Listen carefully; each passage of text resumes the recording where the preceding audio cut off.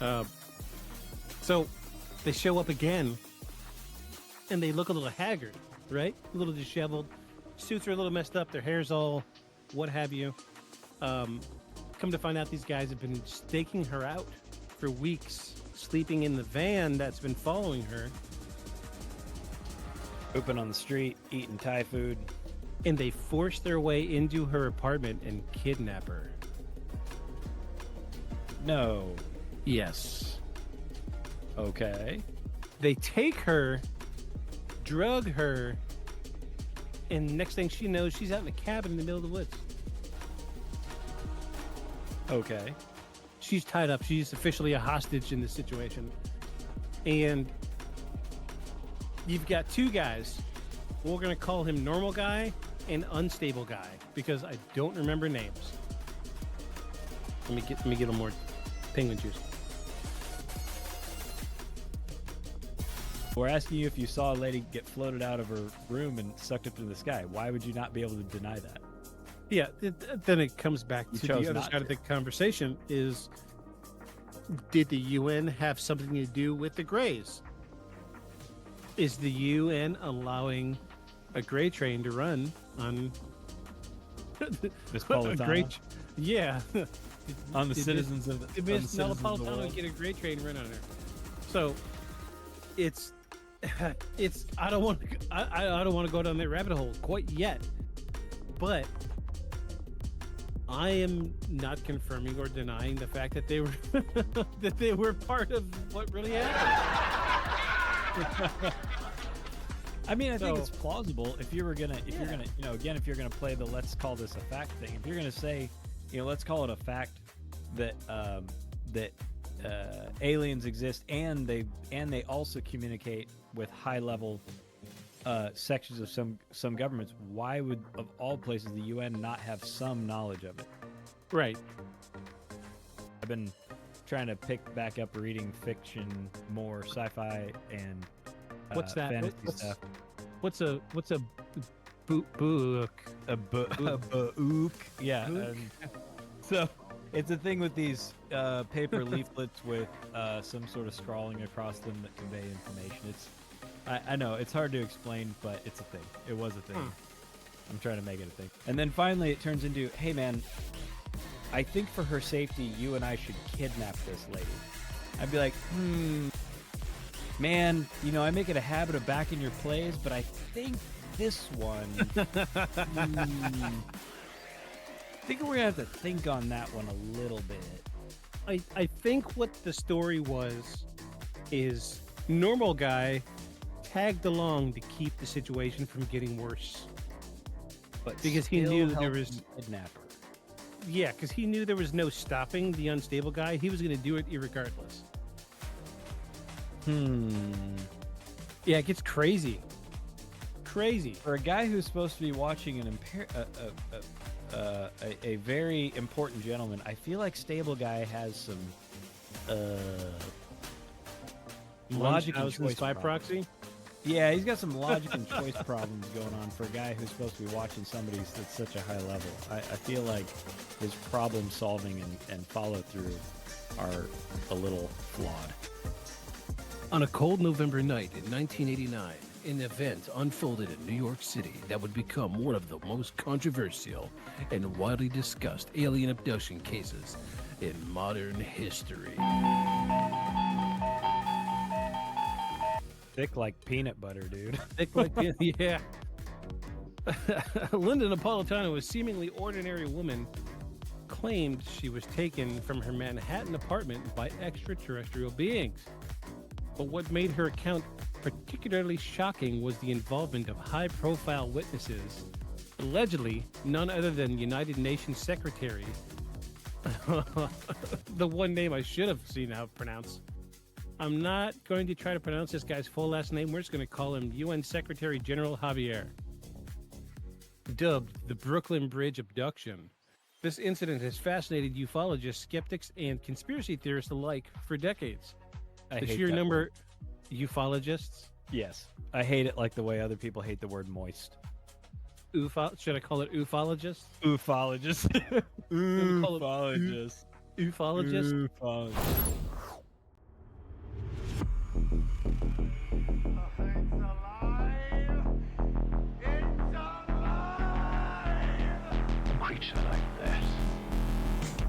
never die. And this monster starts running right at me. Annihilated by nuclear bombs.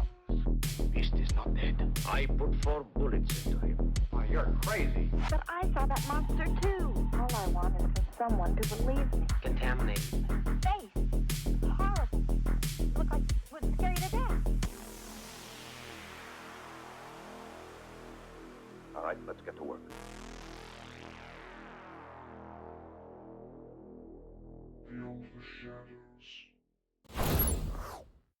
So it's been, how do I tell him I don't want him to do something without using the word no? Mm-hmm. And just changing my words has made a very dramatic effect. So It's sometimes an opposite command, right? Yeah. Like when he wants to chew on my hand, I tell him don't bite me. Or if he wants to get on the bed, I tell him to get down, right? As opposed to no. So yeah, Mhm. that's pretty good advice. yeah, it was If just he's freaking out and wanting to jump, I tell him chill. Chill Yeah. with a hand. So yeah, that's true. That's true. yeah. If he So go like I'm really, we only use no when he's going too far away. And Yeah. I set a boundary like that. I pick like where I think like 20 foot is. And Yeah. when he gets to that mark, I tell him no, and he knows. He knows now. He makes it a circle around me. Right. All right. Well, we are back. We are live. We're going. This is the season 2, episode 11 of Beyond the Shadows podcast. Welcome, friends and foes. I'm Victus. I'm Aeon. And Welcome to the show. Yeah, Yeah. he's over there. Yeah. Well, so he's the funny thing is he's in the next room, but like He's busy. Get it? phone calls all week, and he showed 5 houses yesterday. Oh my gosh. And we're working on a thing possibly to invest in one, remodel it, and then sell it.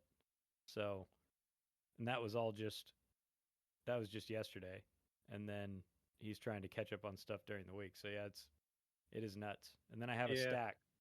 I have a stack of files like this that are as far as I can take them. Yeah. And they just have a note on them, each one, blah blah blah blah blah for Paul, to be done by blah blah blah Paul. Yeah. X needs to be done, Paul. Like it's because the personal injury stuff that I do is just a small piece of what we do. So Right. his 150 cases to my 50 cases.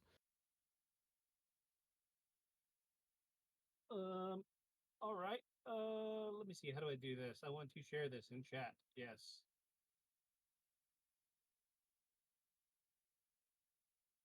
Today is the affiliate anniversary. We're going to say of Beyond the Shadows podcast, but 2 years ago today,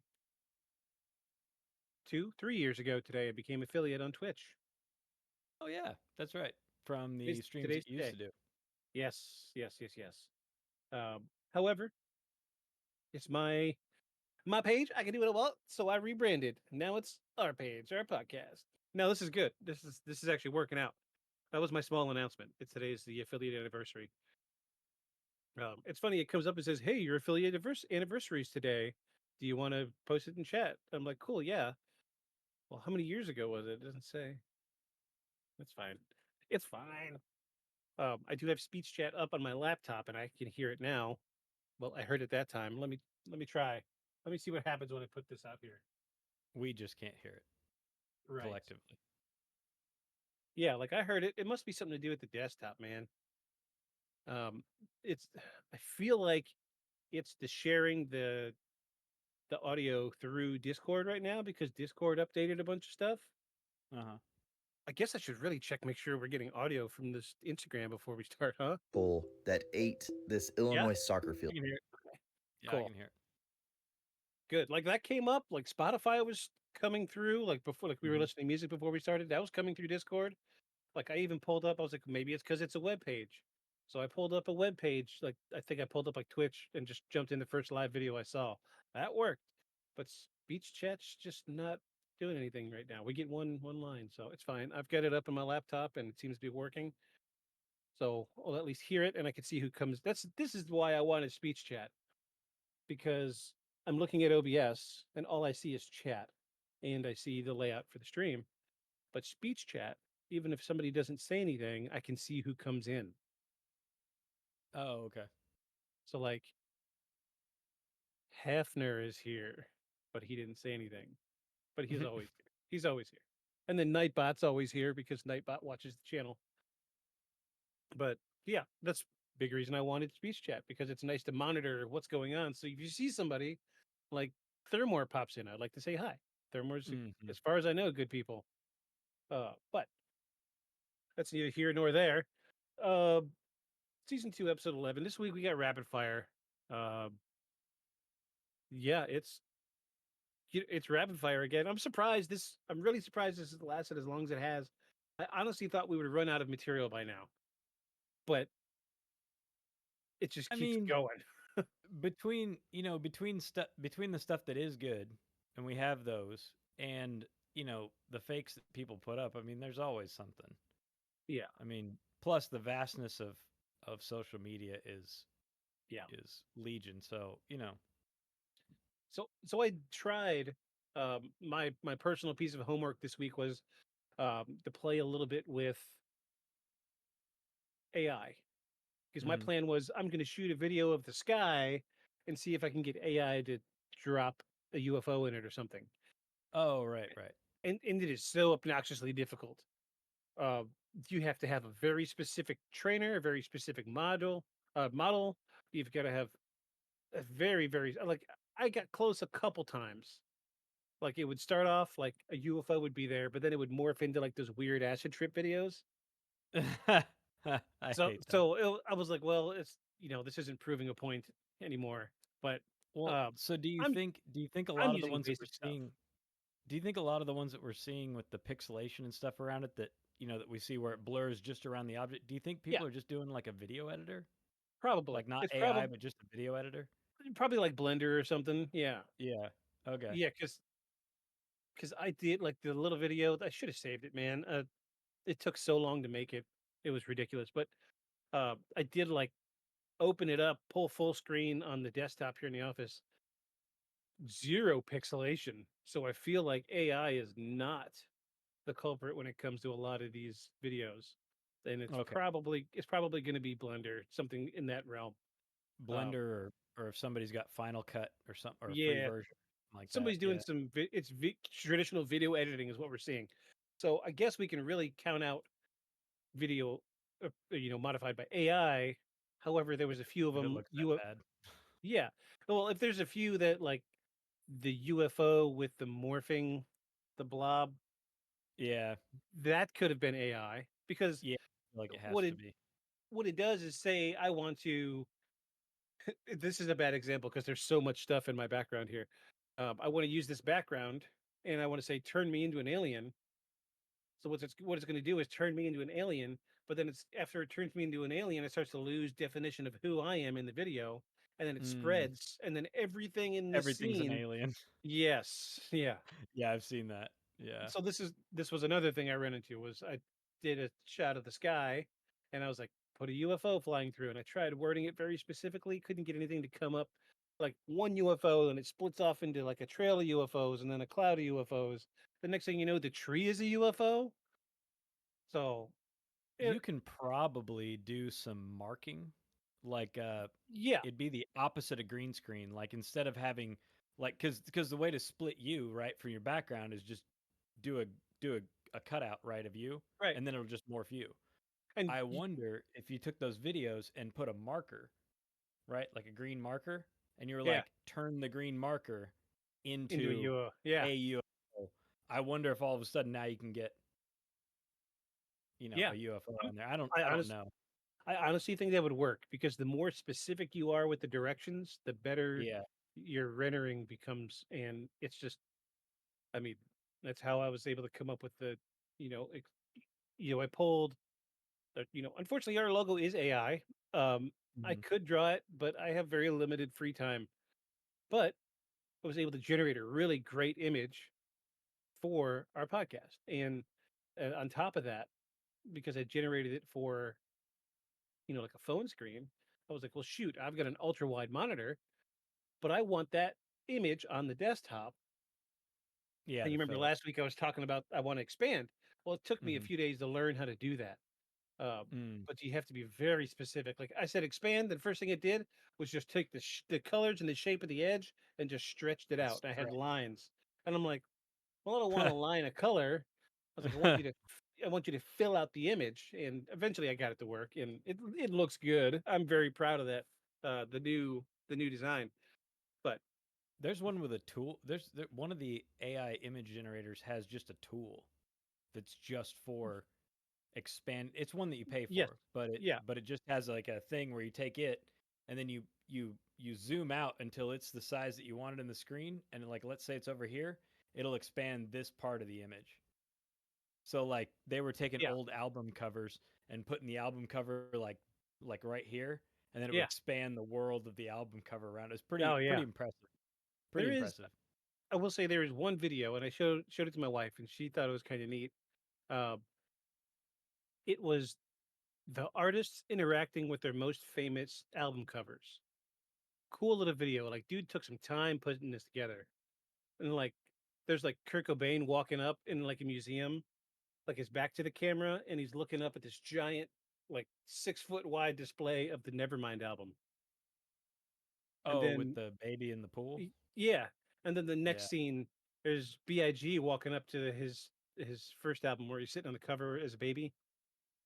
And then, there's 6, 7 of them. John Lennon walks up, Paul McCartney walks up, and then they step into the album cover and they interact with and it was really cool. I was really pleased. I was like, this is what AI should be being used for. I was Right. like, this isn't infringing on anybody's artistic Rather licenses. It's than deep fakes and stuff right. like Yeah. There's some copying artist crazy work. deepfakes out there. Yeah. And I was impressed. It's really good. It's got like 15 million views on YouTube right now. Excellent.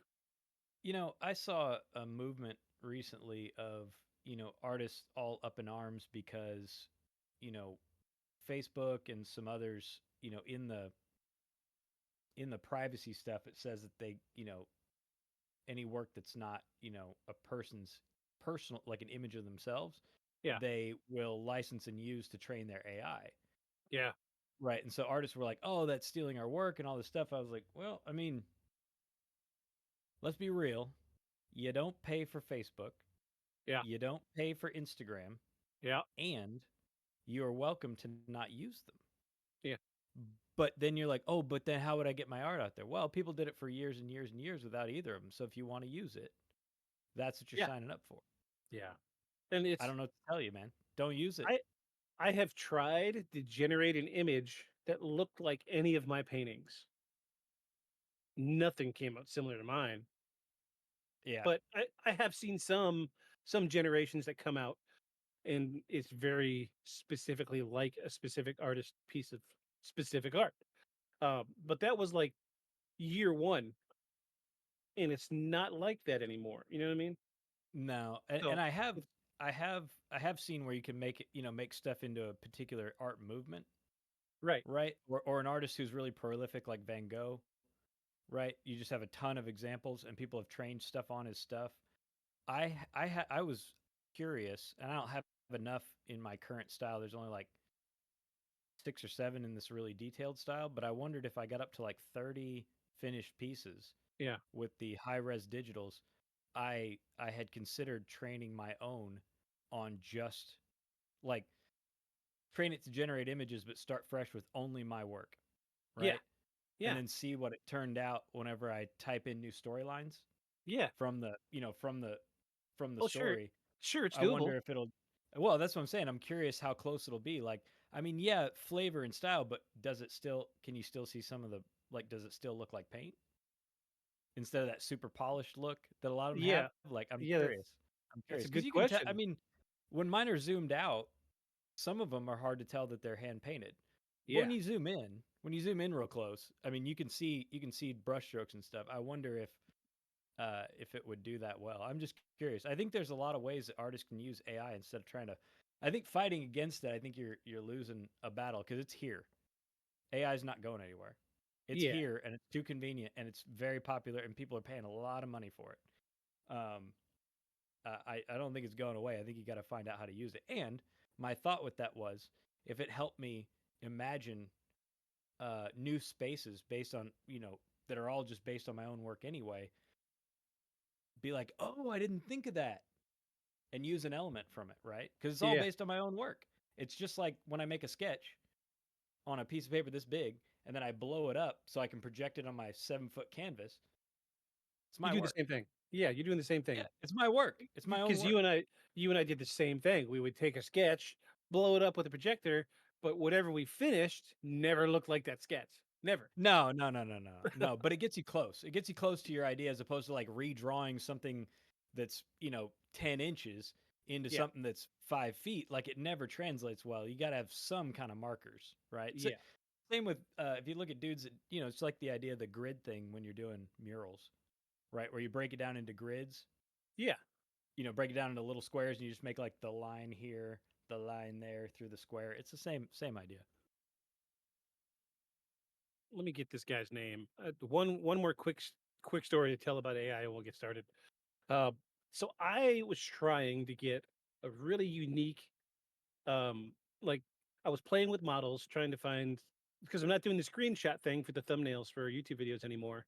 I'm generating images that are relevant to what we talk about. So, like when Okay. we did the Linda Napolitano, I spent a couple hours and I got a video of a girl lifting out of her bed and trying to try to get her to look like she's floating out of her window, and I got a Mhm. really spooky image of her floating above her bed. It looked great, but for the ghost ones, I have a very specific style that I wanted to go for.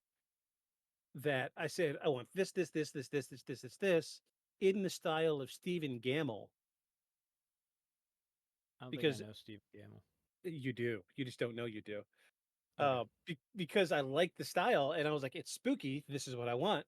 Stephen Gamble is the artist that did the artwork for Scary Stories to Tell in the Dark. Oh, okay. I know what you're talking about. Yeah, very, very specific style. And this is why I think AI is leaning away from people's artwork to generate, because I tried that and 50 images generated, none of them looked like Stephen Gamble's art. Not even a little bit.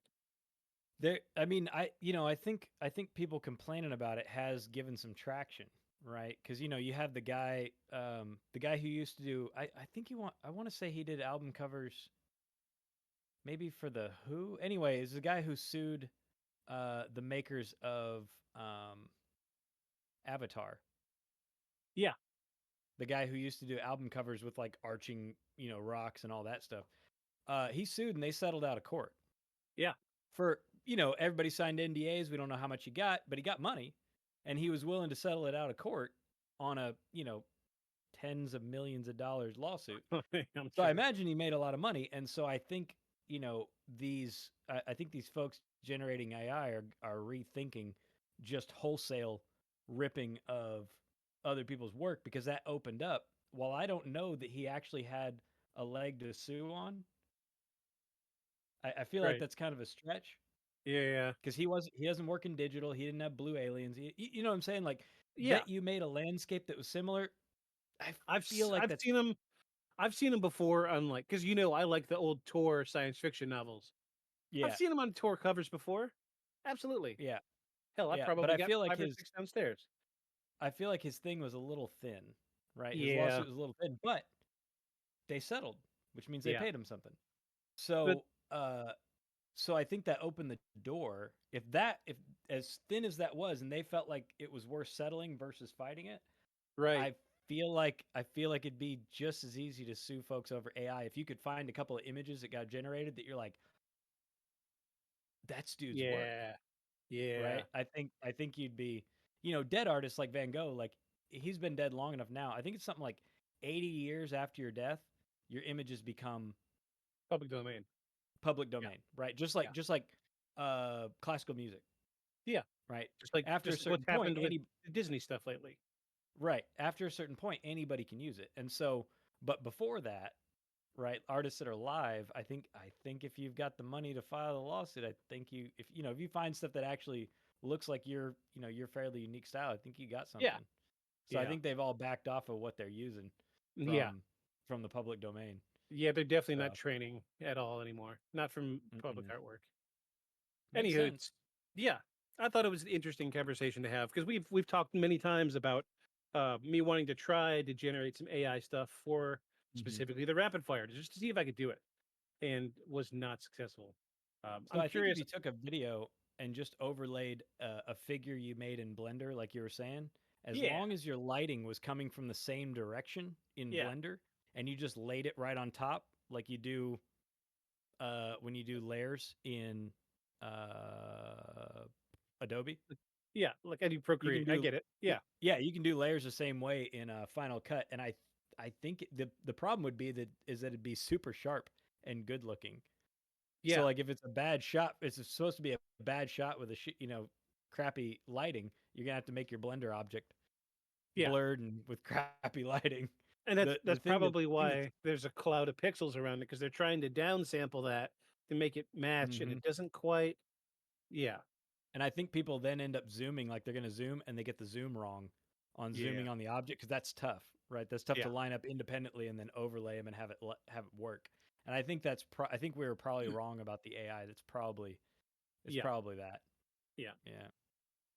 So, uh, I'm burning up in this sweater. So, are you ready to do the Yeah. shirts, my guy? Yeah, please. I'm dying. Here we go. I probably already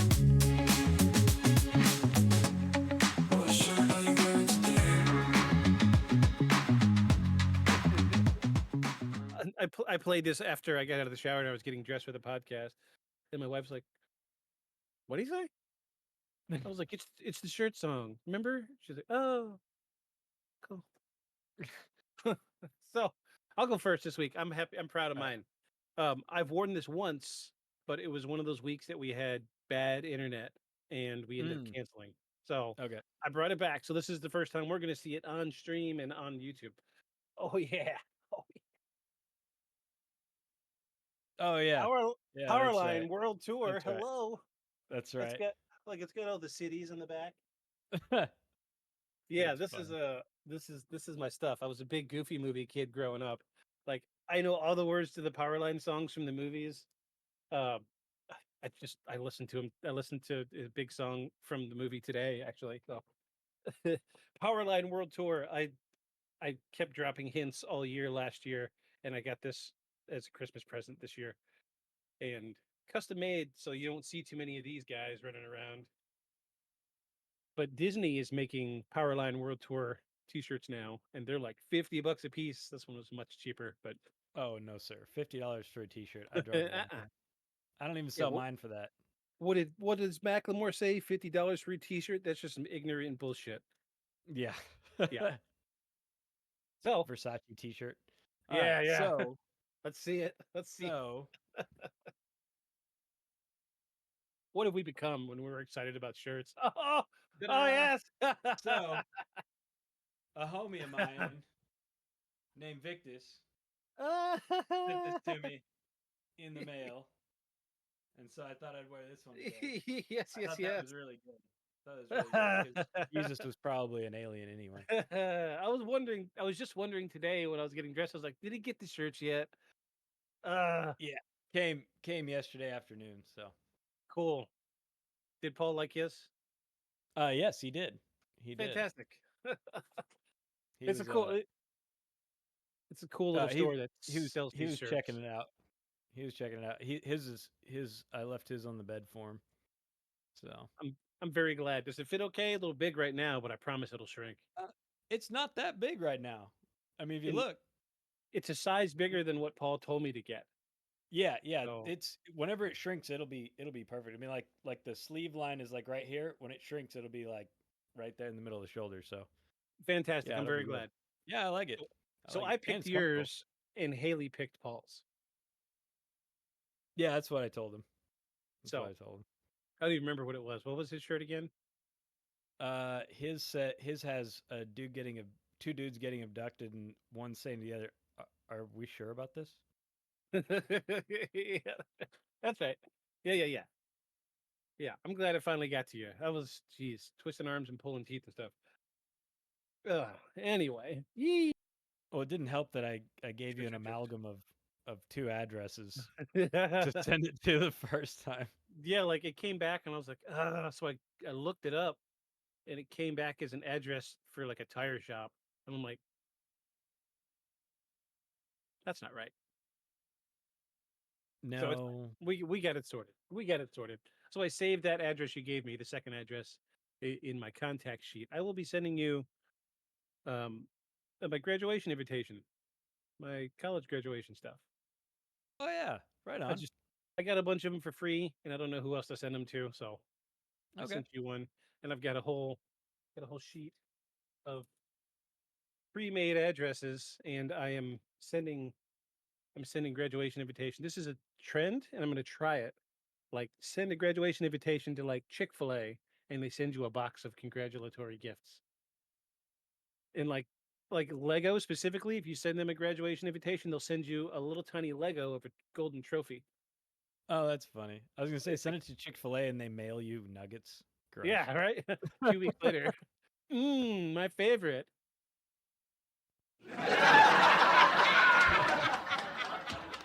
Or All worse, right. they send you like a Chick-fil-A uniform. Oh, Oh, or oh, like no, no, for real. Like, no, like I really graduated. I have a so I'm degree. sending one to Lego, one to Steam. I don't know how that's going to work out. One to Mhm. one of my YouTube channels that I follow. Razor's USA headquarters, Chick-fil-A, Pokemon's USA headquarters, Squishmallows USA headquarters, Asus because everything I own is almost Asus now. Yeah. Sanrio, which is the company that does Hello Kitty. Uh, Goose Creek Candle, which make my favorite candles, and Nvidia, and then Oh one yeah, YouTube. that's good. I was like, well, if I'm That's going to good. do this, I might as well send it to the computer companies. Maybe I'll get some free stuff, you know? Well, Yeah, or hey, like a gift let's, card or, let's see what happens. Anything, anything. send me a Anything. sticker. I'll be cool with the sticker. I've got a toolbox. I got a new toolbox last week. I've got a blank toolbox, got a cover and stickers. Let's go. All right. So rapid fire this week. Let me switch scenes. Make sure, yeah, we can get no music going. So, I did not add the ones you sent. You sent like 3 today, I think. I did Something not like add that. those. I did not add those because I did the playlist yesterday evening. A Mhm. playlist. Call it a playlist. It's a saved thing. Uh, Mhm. but here we go. Jeez. Yeah, man, we could talk for hours. We might as well just have like a talking podcast. A Eventually, second second channel. yeah, I would Second like day. I would like to do like what's the Patreon? I'd like to do a Patreon, but just us talking. Just our cuss and discuss. About random stuff because like That'd be this is good. the platform for the paranormal stuff, but I was like, Mhm. it'd be great to have a Patreon, but what are we going to give to the people who donate? We don't we don't have any extra content, so maybe if we get some more followers, we get our numbers up, uh, we'll set up a Patreon and do like maybe a day, like an hour during the week sometime, and Mhm. we'll just chat, hang out, whatever. We'll figure something else out, or That'd just be good. an hour before or whatever. I It was could be actually, any. yeah, yeah, like they can tune in early. Um Yeah, I even thought, I haven't done any like, I don't really live paint lately, but I do still paint. yeah, Um, I could stream that because it's not really something you put on this channel, yeah, right?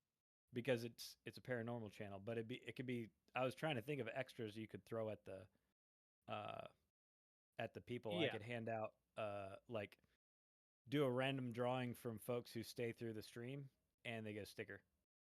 Right. Things like that. Yeah. Yeah, I was thinking the same thing. Like when I was doing so I printed off those labels before we started tonight. I printed one off that said Beyond the Shadows podcast. It's up there. It's just right here at the tip of my finger. You can barely see the bottom of it because I had one label left in the sheet. I was like, Beyond the Shadows podcast. And I was like, we should get stickers made and give them away on stream. So, I know. Look, So I don't know if have you seen all the stickers that I had made no, for no. Aeon Alta? The last sticker or the last thing I saw you had made were the shirts and hoodies. Oh, dude, the stickers are dope. Hang on. Okay, I will 2 hang. seconds. Hang 2 on. seconds. Okay, we'll do some soundboard stuff.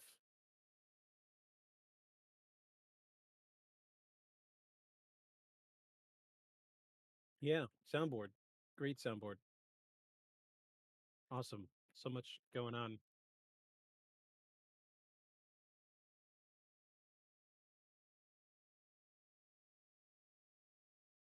Before long, I'm gonna have to upgrade this soundboard. Okay, so just like the hoodies and the t-shirts, I picked the same. I was trying to go with a theme, right? Like I did the same 3 paintings as hoodies, the same 3 Yeah. paintings as t-shirts. So I did the same 3 paintings as 3 or 4 different sticker designs. So Here, let me I switch have scenes so I can make you bigger. Hold on. okay. Here we go. You're bigger now. So I have all 3 of them like that. My Yeah, name logo, the that Aeon is Alta clean. logo. Yeah. And then let's see. Then I have these guys, little Buddha figures. I like that And one. then Far.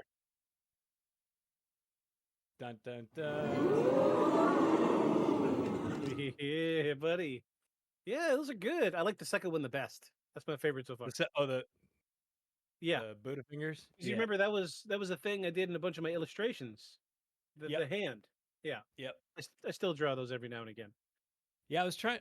Once upon a time, I was trying to draw up stuff to be like the Aeon Alta logo, and I settled on the name logo, but I had drawn up those other ones as stuff with the on symbol in it that would make sense. And then lady was like, "Hey, I'll throw in." When I was getting the t-shirts printed, I was like, "You mean like for free?" She's like, "No, but I'll cut like half the price if you want to print a bunch of them." I was like, "Yeah, sure." She's like, "Do you have some designs?" I was like, "No, I just have the paintings."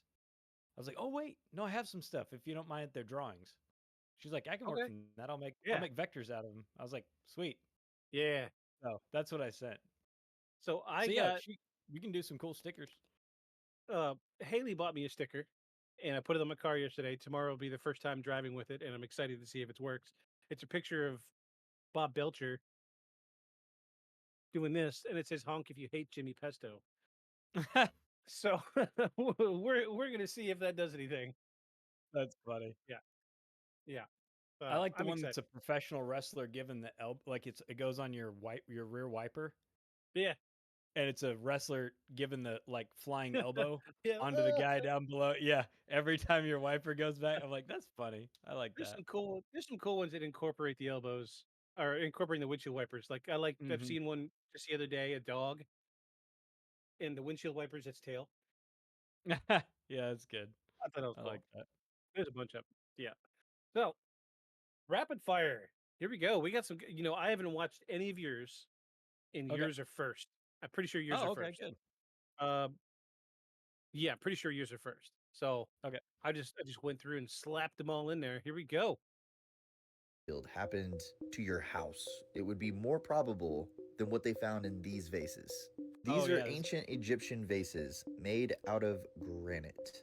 Some engineers saw this and said, hey, those are too precise, so they measured them. They were too precise for mechanical measurements, so they laser scanned them. The laser scan wasn't precise enough, so then they CT scanned them with an X-ray. CT scans are micron precise. That is a human hair. CT scans get that precise. You can see that level of detail. Here's one of them. Green means that if it was going on an airplane, it would be considered perfect. If I gave you a pencil with a micron thin tip, a perfectly straight line would be green. You're off by 3 microns, that's yellow. These are designed using circles. The pattern is based on sacred geometry. It's called radial traversion. It just means that every Interesting. curve on that vase is a harmonic ratio, like music.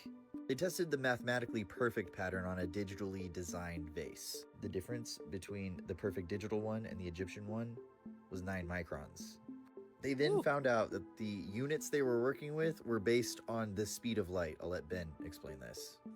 This is very interesting, as it means that the base unit seems to be a simple whole number subdivision of the speed of light in a vacuum. All of this got a harsh reaction from the archaeological community for a very good reason. What they have to say they used based on that story is now proven false with data. Now, Flint uses these alabaster vases as an example. I literally just saw these at the Egyptian Museum. But those are not even close to as precise as this machined modern vase that they compared the Egyptian one to. They date these as pre-dynastic, so using only copper. But before they built the greatest monument of all time, they were able to produce hundreds of thousands of these at aircraft grade precision. So saying that they resorted to slavery and just worked really hard makes them look worse, while saying they were more advanced immediately goes that direction. Just to make this clear, the Hindu, Egyptians, and the Mayans built their shit. No aliens, just these aliens, who told this story, took their stuff, in a time when horses were high tech. Please go watch Ben's video for yourself. It's an hour and a Oh, the Forge, yes. So I actually started following this guy. Oh, Uh, did you? yeah, like he's got like a weird Spotify account. I Mm-hmm. tried and tried to get because I was like, this guy's detailed. He does his research, good stuff. Mm-hmm.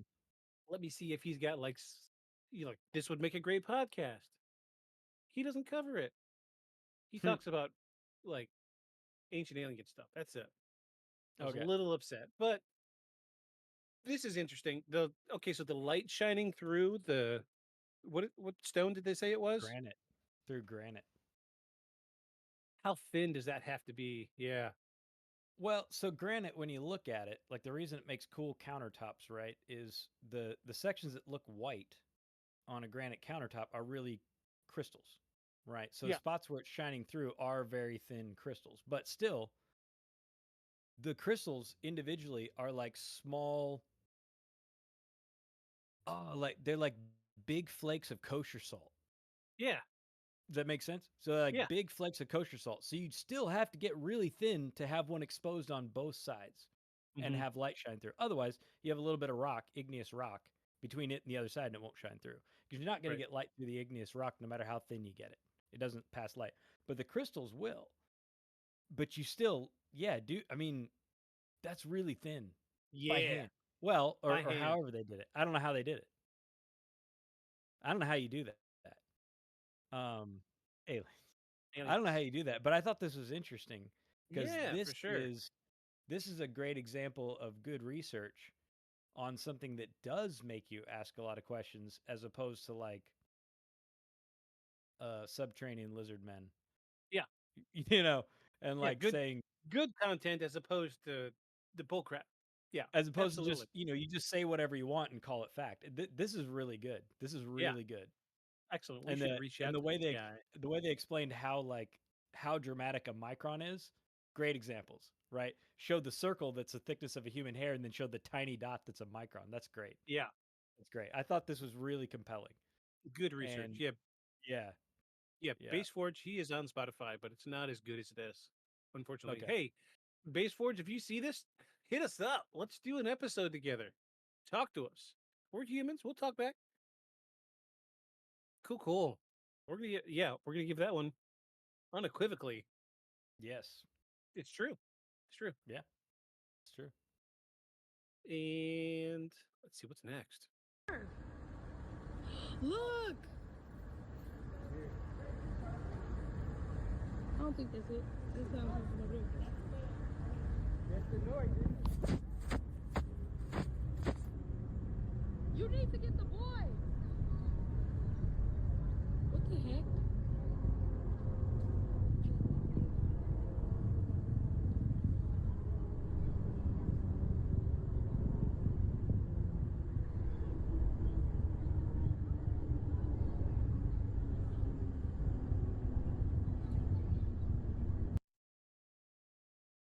This is fake.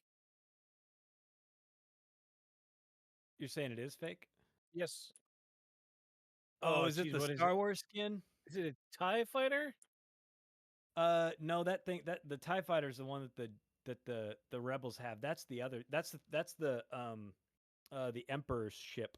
Yeah, triangle ship. Yeah, yeah, There it is. yeah. That thing. Yeah, yeah. Is that one of those filters or skins you can add? Well, let me pull this up in a new tab so people can see what we see. Yep, that's what we're seeing. Because it even Gotta blurs. be. Because it blurs with the camera. which is what I thought was cool. Oh, look If at it's the a shape. filter, yeah. Oh no, I Yeah, agree. I agree, that's the but first thing I but thought of. I was how? like, oh, geez, it's got to be something Snapchat. And to be fair, I've heard this audio somewhere. Do you Have you? remember? So it was season one.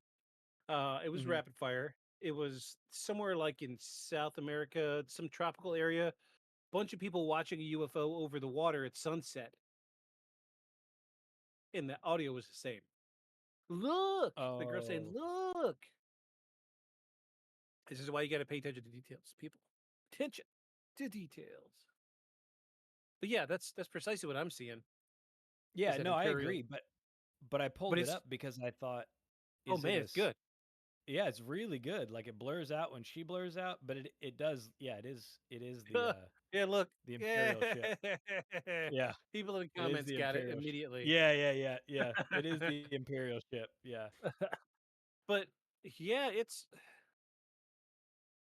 the only thing that really trips me up was the audio. If it was an yeah. original piece of audio, it probably would have been more like, "Oh, well, that's interesting." But I don't know. It's cool. It's a good one. It's exactly that ship. Yep. Yeah. Now you There's a can see little the nose and nose. everything. Yeah. Yeah, yeah. It's exactly that ship. So it makes me wonder. It's either a filter, Snapchat filter, or somebody's got a drone flying around with that. Yeah, yeah. You And can do there's crazy also stuff with drones right now. there's some really good AR, like augmented reality stuff for Hmm. overlays for your phone. Yeah. There's some, and I believe there's some Star Wars ones by Disney. I don't know how good they are, but I saw a Here. guy do one where it showed like uh one of the one of the Empire's little gangly hanging drones. Yeah. You know what I'm talking? It has all the little Yeah. appendages that never do anything below it, Like except the they have one a we little saw in taser thing. Afghanistan. Yeah, yeah, yeah, kind of like that. Actually, that's the first thing I thought of that whenever I saw it. I was like, Yeah, exactly. oh, it's one of the Star Wars droids. Yeah. It's one of the No, it's spy good though. droids. It is good though. Spy droid. That's it. That's what it is. Yeah, spy droid. Cool. They, Cool. We're gonna they give weren't that very a good at spying, by the way. no. No, they weren't. They were always like peeking up over the hill, but their antenna came like way before them. Yeah, it's like oh, spy droid. I'm like, yeah, No one will see this craft. yeah, everybody saw it. Yeah, yeah. No one will see it. As it goes beep boop, sees them and then like runs away or flies away. I'm It's like, funny because it does say beep boop. It does. yeah, it does. It does. It does a little droid like freaks out and then runs away. But yeah, that was good. But still, we got it. We got it. We're professionals. We're professionals. Wait, where's my audio for that? Where's my audio for that?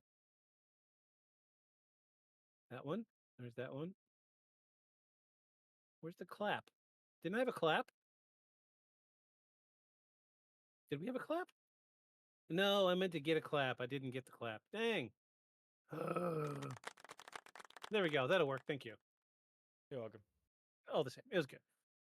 Show, let's show that first video right now.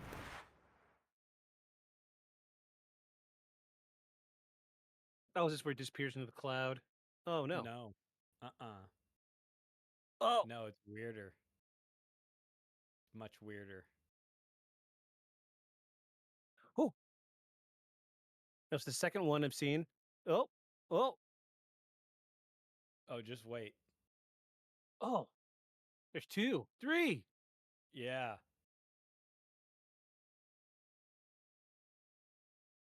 I know.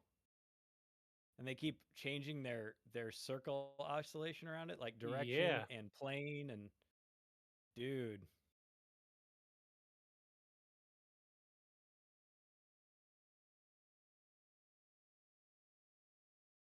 Oh.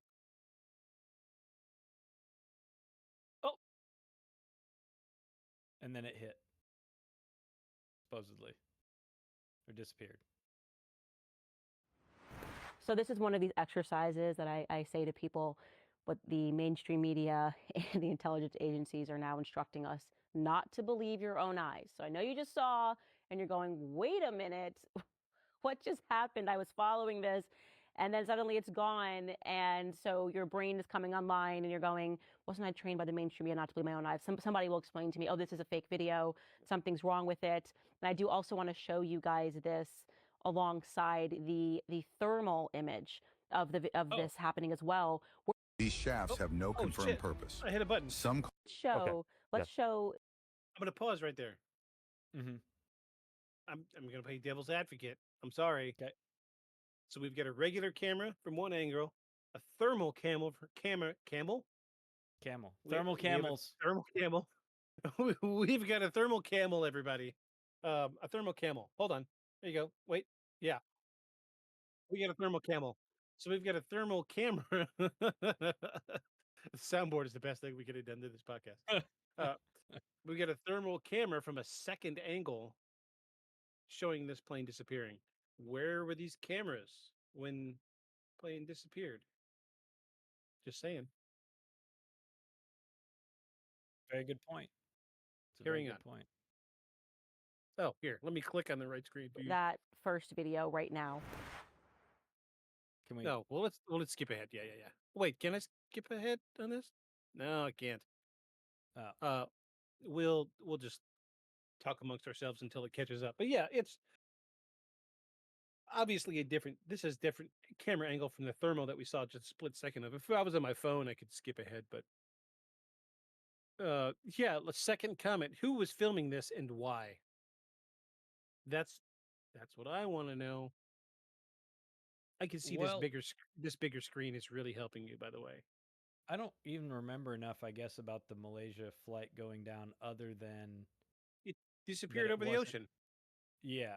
That's the last I heard. So, but it wasn't that far. I thought it wasn't that far off the coast, but that's a great question, is who was filming this? Also, the plane's moving, but... Did it just do a big U-turn? It's what it looked like. Planes don't do U-turns. Also, none of the clouds move. So this is one of these exercises that I say to people, but the mainstream media and the intelligence agencies are now instructing us not to believe your own eyes. So I know you just saw and you're going, wait a minute, what just happened? I was following this and then suddenly it's gone. And so your brain is coming online and you're going, wasn't I trained by the mainstream media not to believe my own eyes? Somebody will explain to me, oh, this is a fake video, something's wrong with it. And I do also want to show you guys this alongside the thermal image of this happening as well. Where did we get the thermal image? Was this created after the fact? Same account. So same exact account, about 2 weeks. So it actually, on the thermal video, the first video is just called Satellite Video, Airliner, and UFOs. It doesn't say anything about MH370, but we dug through the metadata, and there's a tag in the metadata for MH370. The second video says it's like UAV drone video, and then in the description says alternate angle from previous video. It says received June 5th, 2014, published June 12th, 2014. So this was, 2 to 3 weeks after that first video. And now you start to build like a story in terms of, okay, this first video comes out, and if this is a real video, someone's leaked this, they want people to pick it up. Nobody picks it up. And then all of a sudden, boom, now we've got a second video from a Predator drone from a completely different angle than the first one. And so when people ask, like, what would it take for you to be convinced that something's real? It's like, well, I want 2 different videos from... Let's show that first video right now. Interesting. Okay. Interesting. So it's very the Predator drone I get. In the metadata, that I want to believe this is real. I really do. However, very interesting, isn't it? The plane does a U-turn, my guy.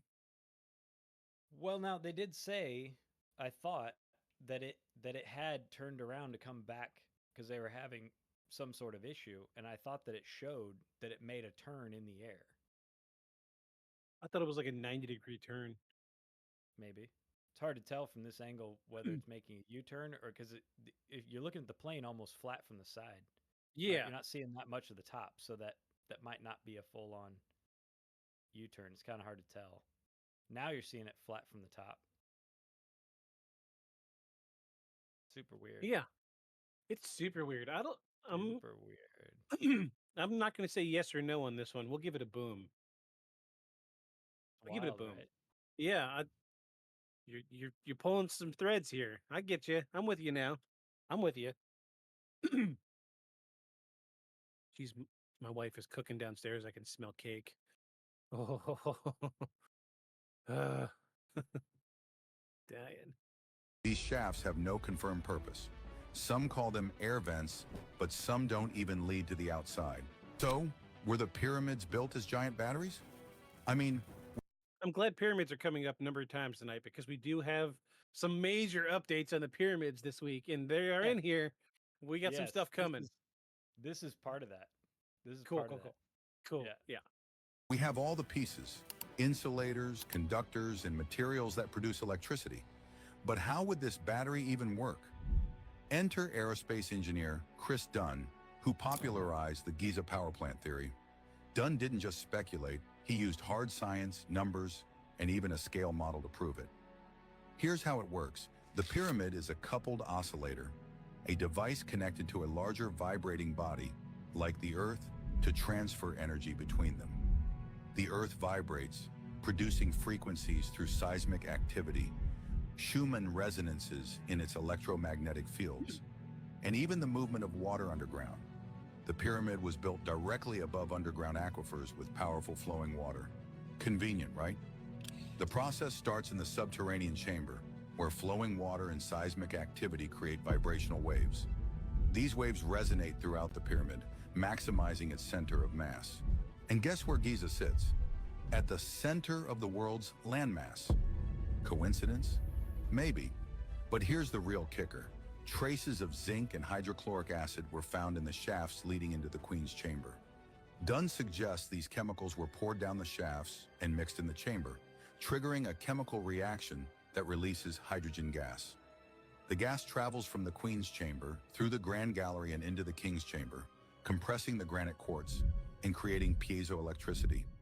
Vibrations from below would trigger resonators in the Grand Gallery, likely 27 acoustic devices placed in the empty slots found there. The compressed quartz would create a spark, energizing the hydrogen atoms into a microwave energy beam. This beam would travel through a 4.8 by 8.4 inch watertight shaft, conveniently the perfect size for hydrogen microwave wavelengths and the exact dimensions of what we call a waveguide today. And let's not forget, granite is harder than steel. Cutting a shaft like this with ancient technology? Near impossible. These microwaves would resonate in the King's chamber, tuned to a specific frequency using those layers of stones in the roof, the same ones historians call relieving chambers. The sarcophagus in this room may have acted as a high voltage source, like the Baghdad battery, further ionizing the hydrogen and making the room superconductive. And the gold-capped tips of the pyramids? Perfect conductors attract electricity and send it into the atmosphere. These shafts have no confirmed purpose.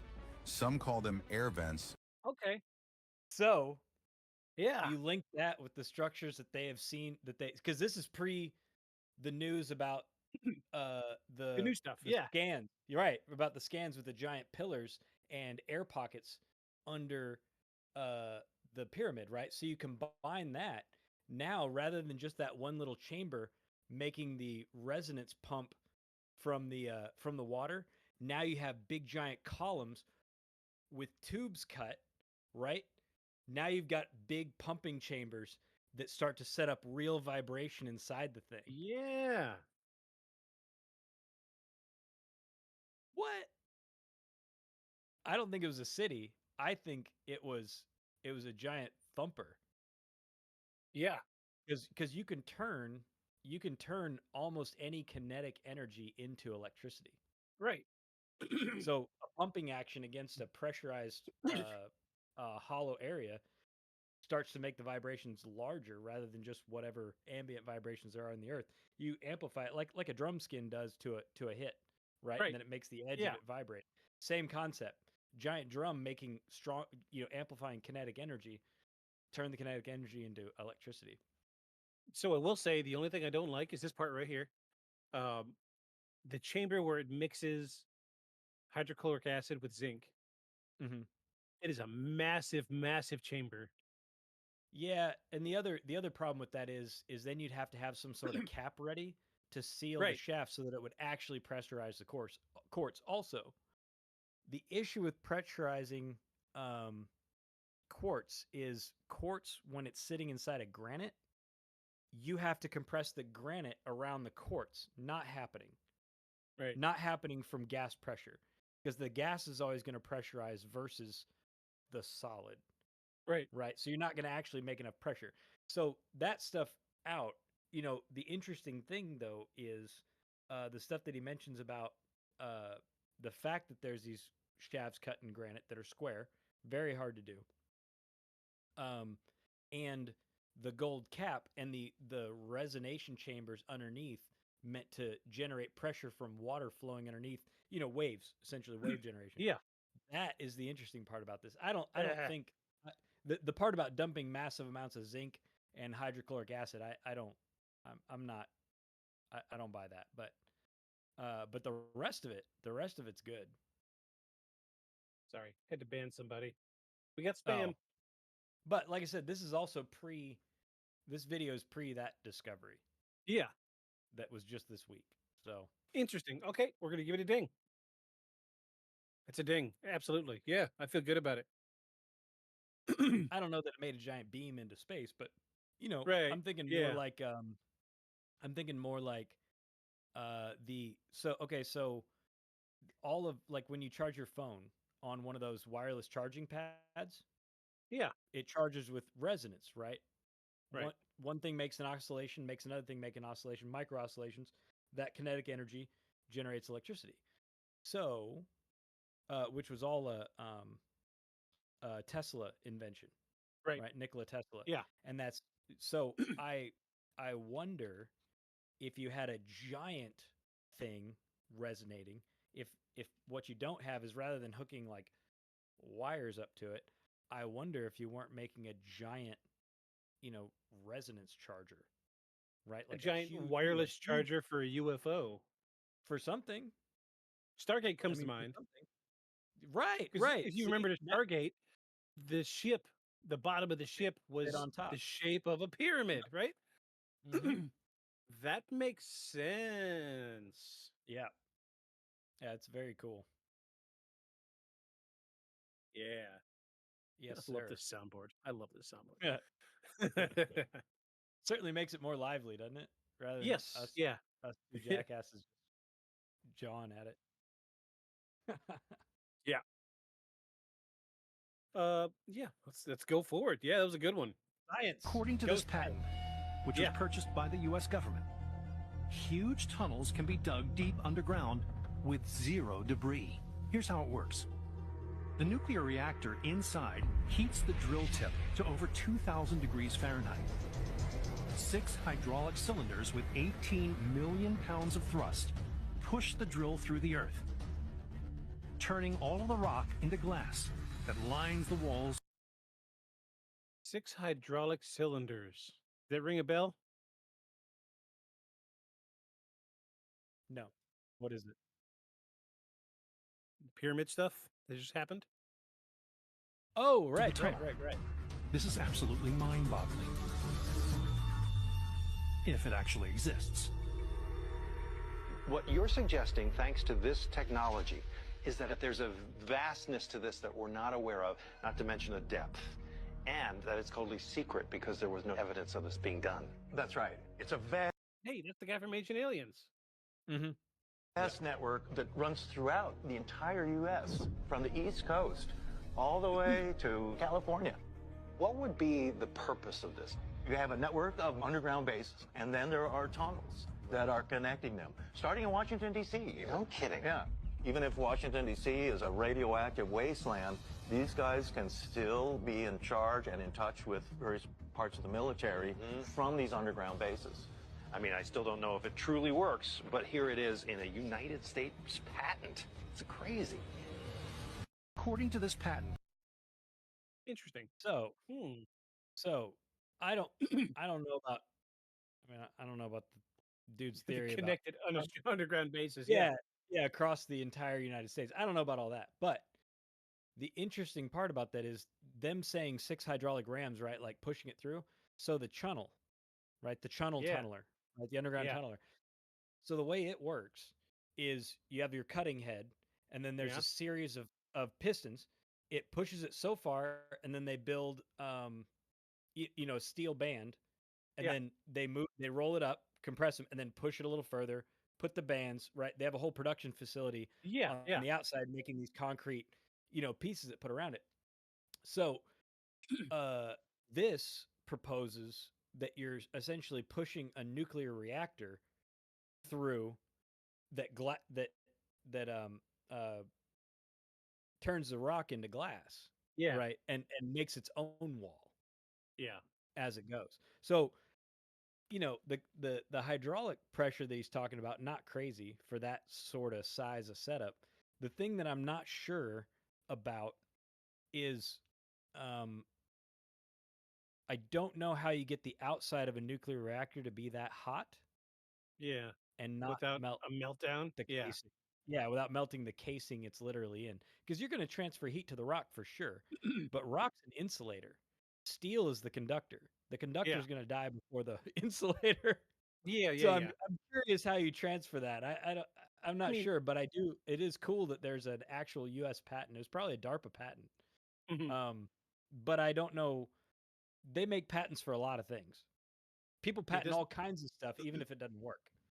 doesn't necessarily mean that they did it. Yeah, it doesn't mean that they did it or that it works, but I thought it was interesting. Yeah. Also, the things that we thought we might have done with nuclear power at one time. Push a reactor, uh, along a live reactor along through the ground that's on the verge of meltdown as a Yeah. as a better option for tunneling. Yeah. Yeah. It's good. I'll give it a boom, but I won't give it a ding. How about that? Yeah, I don't think they made it. I think there's a lot of engineering problems that the patent just outlines the process and what they're proposing. It doesn't actually Yeah. have materials and whether or not it's feasible. I can patent all kinds of stuff even if it doesn't work. I can Right. patent the design. The design doesn't have to work. And I'm gonna say it gives it more credibility because the guy from Ancient Aliens is in it. So there you Does go. it? Does it? I need to I find don't the know. I guess audio. it depends on what camp you're on and whether that makes I, it I more or less credible. I really need that clip. I'm not saying it was aliens, but it was But it aliens. was aliens. All What's right, bad go is to I'm really down with a lot of their episodes, but I stopped watching when they had their first episode, first of several, about subterranean lizard men running the world. I was just like, oh yeah, my yeah, yeah. god, now I'm It's out. a good show. So like my wife and I, we leave the TV running while we're sleeping. We gotta have sound. Mhm, We live in the hood. We gotta have sound. mhm, And Ancient Aliens is great to sleep to. Or just to put something on just to have some background sound, play on your phone for a couple hours. Just mhm. relax. Put on Ancient Aliens. It's fine. There's like 400 episodes. Veg out. So much you can do. Moving forward, the volcano snails exist. They have iron shells and live in 750-degree Fahrenheit hydrothermal vents. I see immediately a comment is a Pokemon Magmar. Uh, Yes. you can page over too. Yeah, yeah. Yeah, Whoa. nutty, These, right? They even yeah, have these. iron lower shell. Yeah, they got Oh, little they iron plates. do. Yeah, it's not sitting on something, that's its body. Oh, wow. Yeah. Yeah. Okay. If you're listening to this on Spotify right now, open the app and look at this thing. Oh, geez. I have never seen anything like this before. So the reason I threw this in here is for all the people who say that cryptids don't exist. So if someone were to propose an animal like this, Yeah. you would say they were crazy, Right. Yeah. right? An animal that can generate an iron shell, Yeah. but it feeds on heavy metals and separates out chemicals from the heavy metals and has to do something with the heavy metals, much like a lot of sea creatures feed on a lot of calcium, Yeah. and that becomes their bone-like shell. So if you don't have a bunch of calcium, what you have is a bunch of heavy metals and energy-rich chemicals, then you become something else. Just like there's a microorganism out there that eats mercury, and another one that eats lead, and there's a fungus that proliferates in Chernobyl on uh Kirchhoff radiation. Like, yeah, the possibilities for biology are much vaster, or much more vast than anything you cover in high school. And if you don't go to college for biology, I think your view of what's possible animal wise is like this big. Yeah. And so, anyone that wants to tell me that, these cryptids couldn't exist, it's impossible. No, you just have to understand what their niche is, right? What their niche in the in the ecosystem is, and all of a sudden they make sense. What a fantastic creature. That's just amazing. So had someone not found this at the bottom of the ocean on hydrothermal vents, you would have said this can't exist. Snails are Correct. squishy and Yeah. soft. Yeah. But here's one with iron armor plating around its body and an iron shell. Like, dude, nutty. Yeah. Ding. I'll give that a ding. Yeah, for sure. Sweet. Science. Awesome. I saw it when I was putting the playlist together for this week, and I was like, I don't know what he's doing. I don't know what he's Science sending. But no. ho! Yeah. This is good. This is good. Yeah. I think the dumbest argument that aliens aren't real, people go, if aliens are real, why don't they just land on the White House lawn? Oh, well, when you go fishing, do you check in with the president of the lake? No, you just trick those dummies with fake food, and then you pull them out by their lips and take pictures of them, and you drop them back off in the water, and they're like, what the fuck just happened? Exact same things the aliens do to us. I think if I was an alien, I would treat us the exact same way the aliens do. I wouldn't give a fuck who's in the Pentagon. I would find some dude cooking meth in the middle of Arkansas, and I'd teleport him up into the spaceship and explain to him telepathically that time is an illusion, even though you can measure it, and that all human beings are the product of accelerated evolution, put here to give birth to AI. And then I'd drop him right back off in the woods. And say, now go tell someone, bitch. Go tell them how I touched your butt. What? What's that all about? Since when is Joe Rogan doing stand-up? I don't know. Keep going though. This is good. He makes another good point. I'm giving it a break because I'm trying not to get us copyright dinged. Oh, gotcha. Okay. Because if anybody's going to copyright ding us, it's going to be Joe Rogan. So if you're watching this, not live, which is one person watching. So if you're watching this, and it's quiet, it's because it was heavily copyrighted. We'll see what happens. We get 3 strikes. We'll be all right. The alien anal probe. We all know. Why do we know that? Why is that always a part of the story? Because I think it makes the story more ridiculous.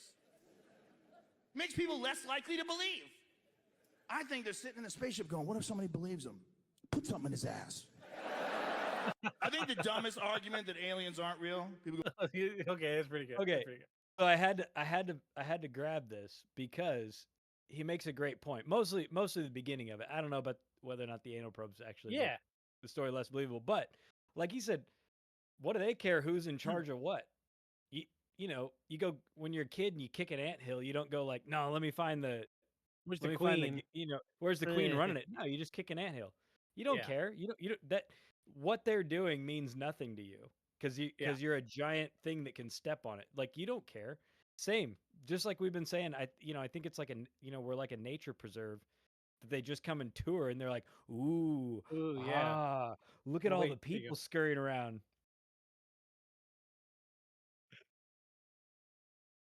Yeah, exactly. Yeah, you're just like it's like the same reason we all want a Jurassic Park. You don't ask what the T-Rex thinks. You just want to go see it and be like, "Ooh, look, he's eating a sheep." Like, you don't care. Yeah. No, and it's good. I think it's a great. I mean, he's doing it in a funny way, but I think it's a valid point. Yeah, for sure. About why don't they present themselves? Present themselves to who? They don't care. Right. Yeah. They can cross galaxies. What do they care? Why do they care about who's running the country that they land on? Right. Yeah. What do they care? I'm sure they don't even care to check whether or not there's country delineations. It's a human construct. Why would a non-human follow a human construct? Yeah. Why would they care? It's a good point.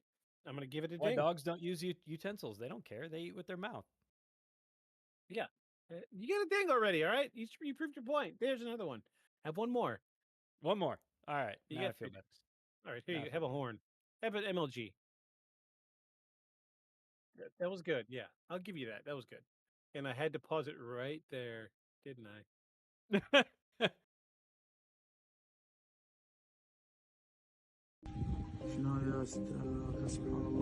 Oh, another jellyfish UFO. In the Middle East. Yeah, we're gonna mute that. We don't need all that extra stuff. In the Middle East, where they're known Of to course. be seen. Yeah, this one reminds me of Kakuna, a Pokemon, another Pokemon-shaped UFO. Interesting. Ah, yeah, this one's not quite as jellyfishy as the other one we've seen. Mm-hmm. But you notice it's passing over something that looks very official. Yeah, very large blocks. I would be It's got willing to some wager. dangly bits a little bit.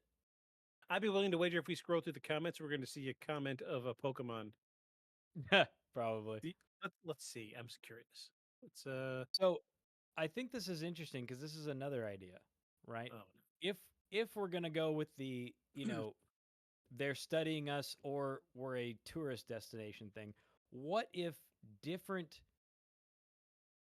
tourist agencies have the rights to different sectors of the earth, right? So you see all these jellyfish over the Middle East because that's the company ships that agency has.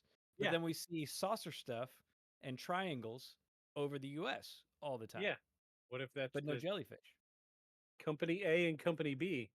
Yeah. Interesting. Or Research Institute A and Research Planet Zebulon. I mean, I don't know. But I thought it was a good video and I couldn't find any problems with it. Yeah, it's clear enough. However, I don't see anything immediately. It's like throwing I don't want to pick this one apart too much. It's good. I like it. I think it's pretty good. And then the dude's reaction on the street's pretty good. Yeah, right there at the end. Mm-hmm.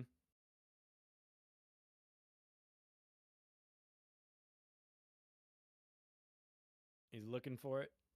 Oh, there it is.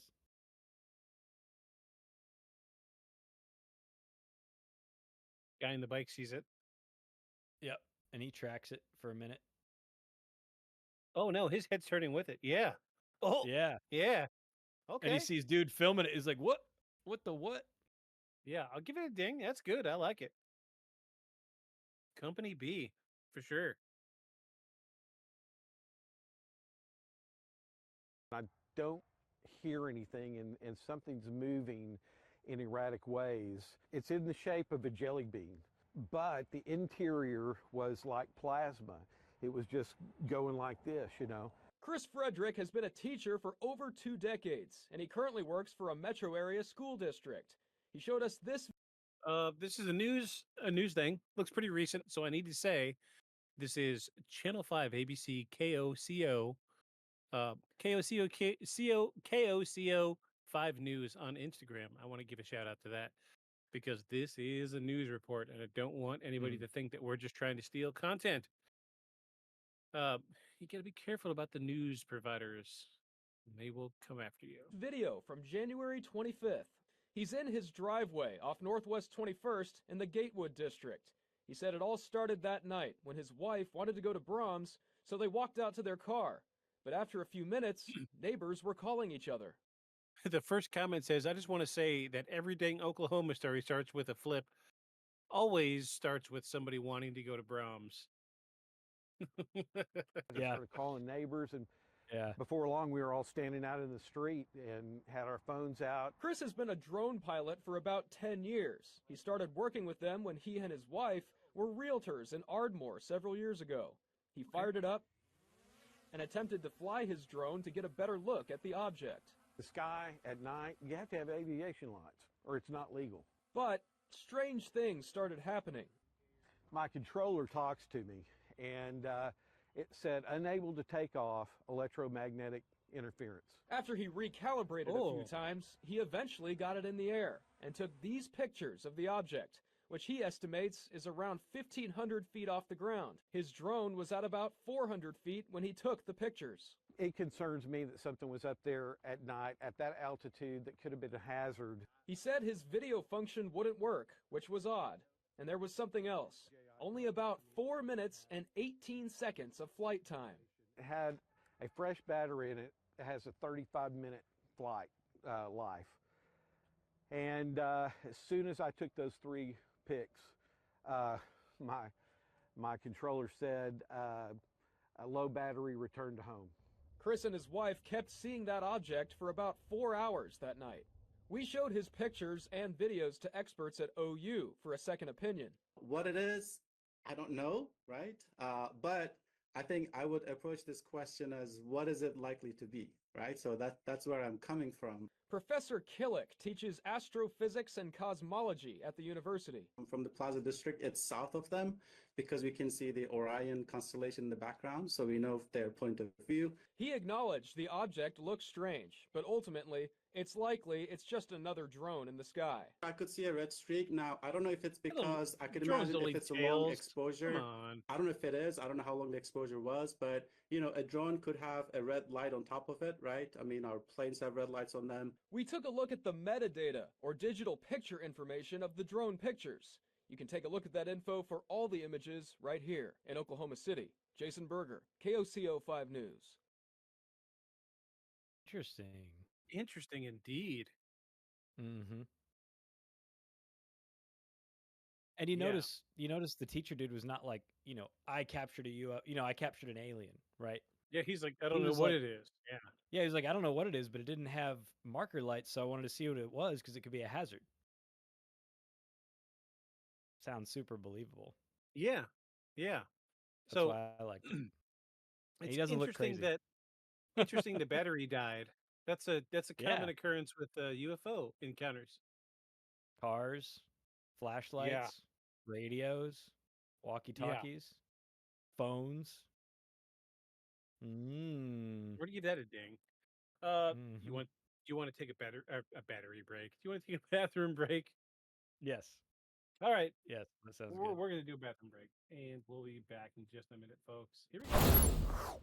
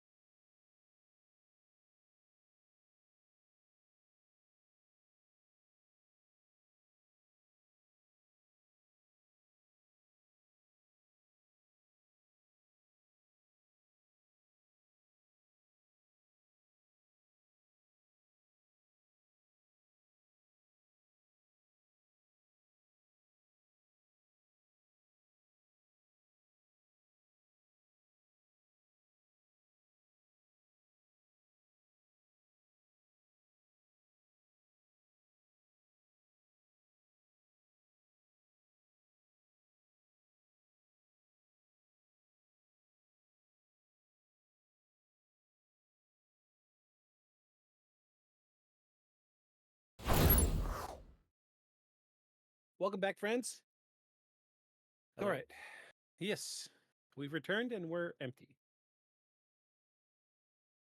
Oh, so we watched the Brahms UFO incident.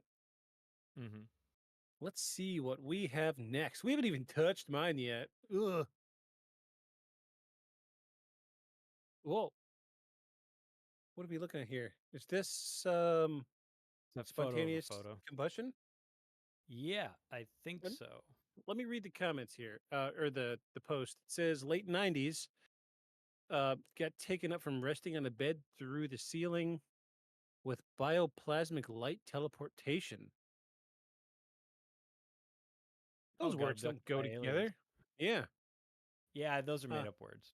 But uh, Linda Moulton Howe at Real Earth Files News reported on the incident and took samples of the sheets that were burned during the teleportation. It was discovered that no technology that we have currently available could replicate the burn patterns in the fibers in the sheet. The case was shut down and declassified by the Air Force shortly after this finding. Ba-ba-da-ba. Yep, and then they plugged themselves in the comments. Let's look. Oh, ceiling. wow. Okay. Geez, that's a new one. I've never seen that before. Me either.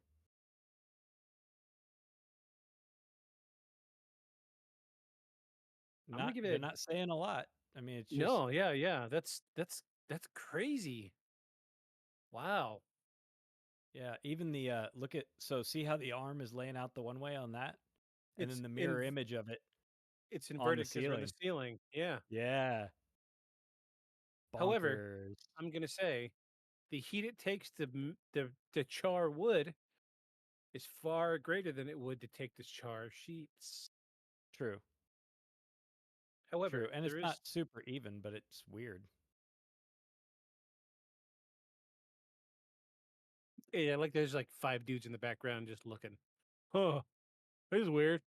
That's Yeah, weird. look, here's where it was. It was right there. It was right Yeah. there. It was right there. Yeah, she was laying on the bed. It was right there. Oh wait, no. Here we go. This is good. Yeah. Yeah. Aliens abduct. Aliens got him. All right, we're gonna mute this one. Just music. A group of guys Mhm. deciding to explore abandoned catacombs with the help of a controlled robot, and thank goodness they didn't go in there themselves. This is scary. Oh, Yeah. Keep going. that that looked like a raptor, dude. Keep going. Whoa.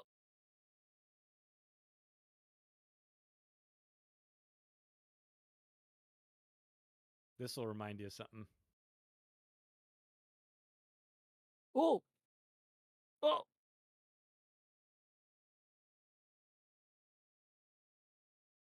Oh. This one will remind you of Yep. something. Yep. There it is. Oh Except the wow. water's not flowing. This is a Yeah. different tunnel. So it's similar, but not this. Oh wow. Yeah. Yeah. Oh jeez. Yeah. Oh Yeah. no way, man. What? Uh-huh. And look, you can see an arm.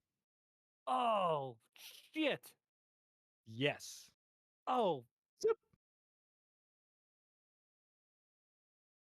I need a new audio clip. There's one very specific audio clip I'm thinking of. Uh, I'm gonna see if I can pull it up right quick. Talk about this one. So I thought this was interesting because this is, we had the video of the guy in the tunnel with fast moving water, and we had some Paul had some issues with the video, and we had some issues with the video, and except it was clearly a guy just sitting there with the video staying stationary, and the water was moving, and there were some questions about reflections and stuff like that, and all those issues are gone in this. And at first I was like, oh, it's just the same clip but set differently, and it's not. Like, even the movement of the head, like the way they come out further and you can see a bit of an arm, and then he jumps back as soon as he starts moving again, like Dude, it is nuts. Okay, so I couldn't find the audio clip I'm looking for. It was popular during Vine. It was the "fuck this shit, I'm out." Oh yeah. Yep, done, done. I'm never sending a robot. I feel bad for the robot that went down there, bro. And it's funny too because the way it's moving, you can tell it's some sort of tracked vehicle. The way it's like bumping over the bricks and stuff. And it just stops. Uh, Show me the arm again. Oh man. Oh, yep. There's the arm. Oh, he's leaning too. And he Yeah. leans, and he's leaning forward and then jumps Ooh. back. Good, right? Dude, I got goosebumps on my knees. I'm over here rubbing on my knees while I'm watching this. I got goosebumps on my freaking knees from that one. Oh my gosh. Knee goosebumps. Knee goosebumps. Ugh.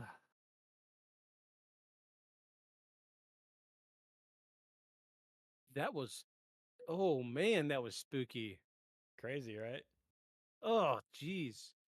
Much better images of the whatever creatures. Yeah. The catacomb creatures.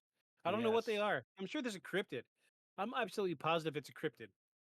That's what I think. Let me look. I think it's some sort of cryptid that normally digs its own tunnels, and it found that the stuff underneath metropolises are already dug, so no need, and full of stuff to eat like rats and bugs and cockroaches, like plenty of food down there.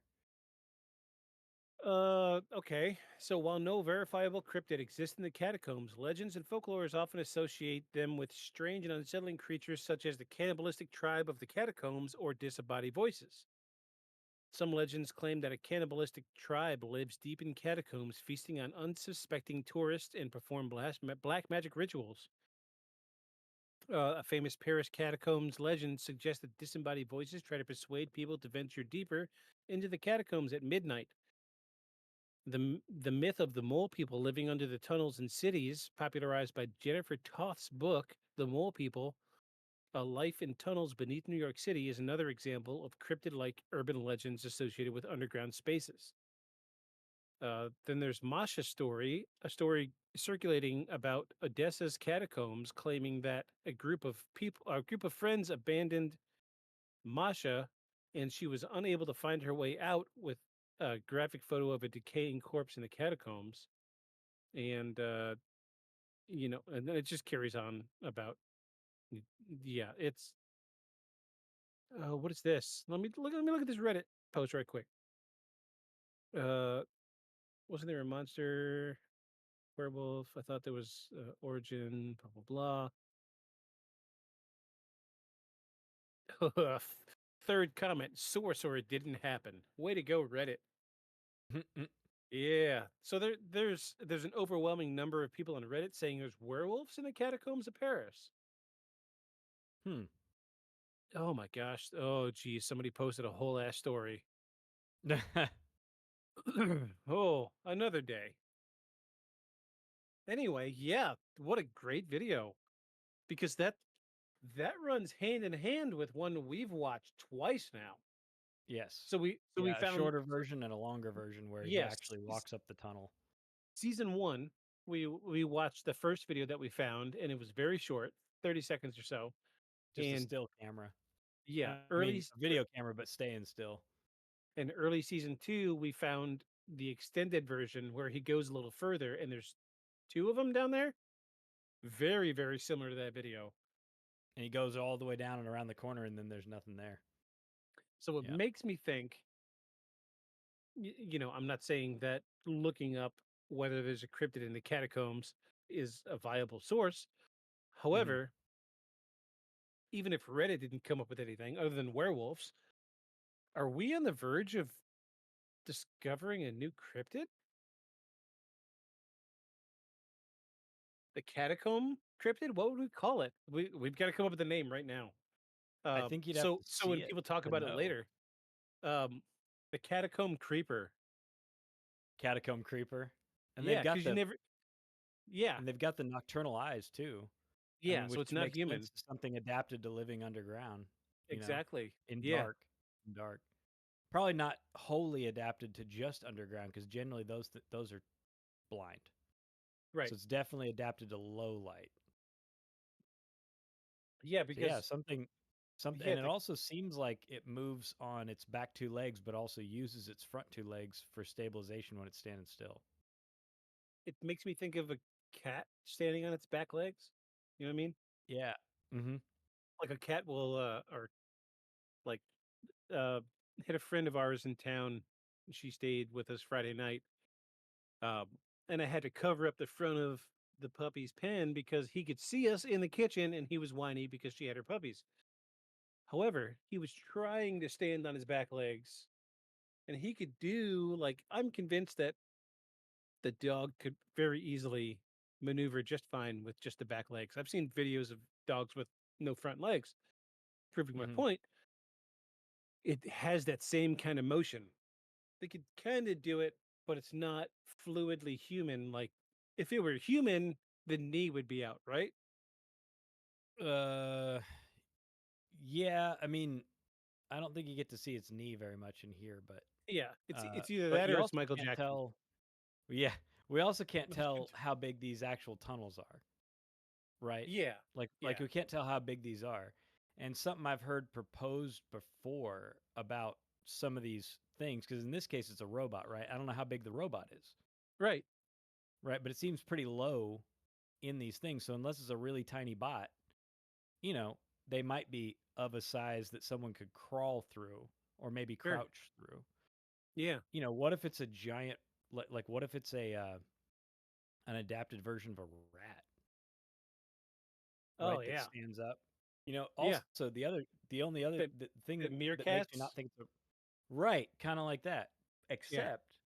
except it has forward facing eyes like a predator, not side facing eyes like prey. Right. Yeah. Rats have side facing eyes, right? They have a big nose ridge and then their eyes are sort of boop, like deer.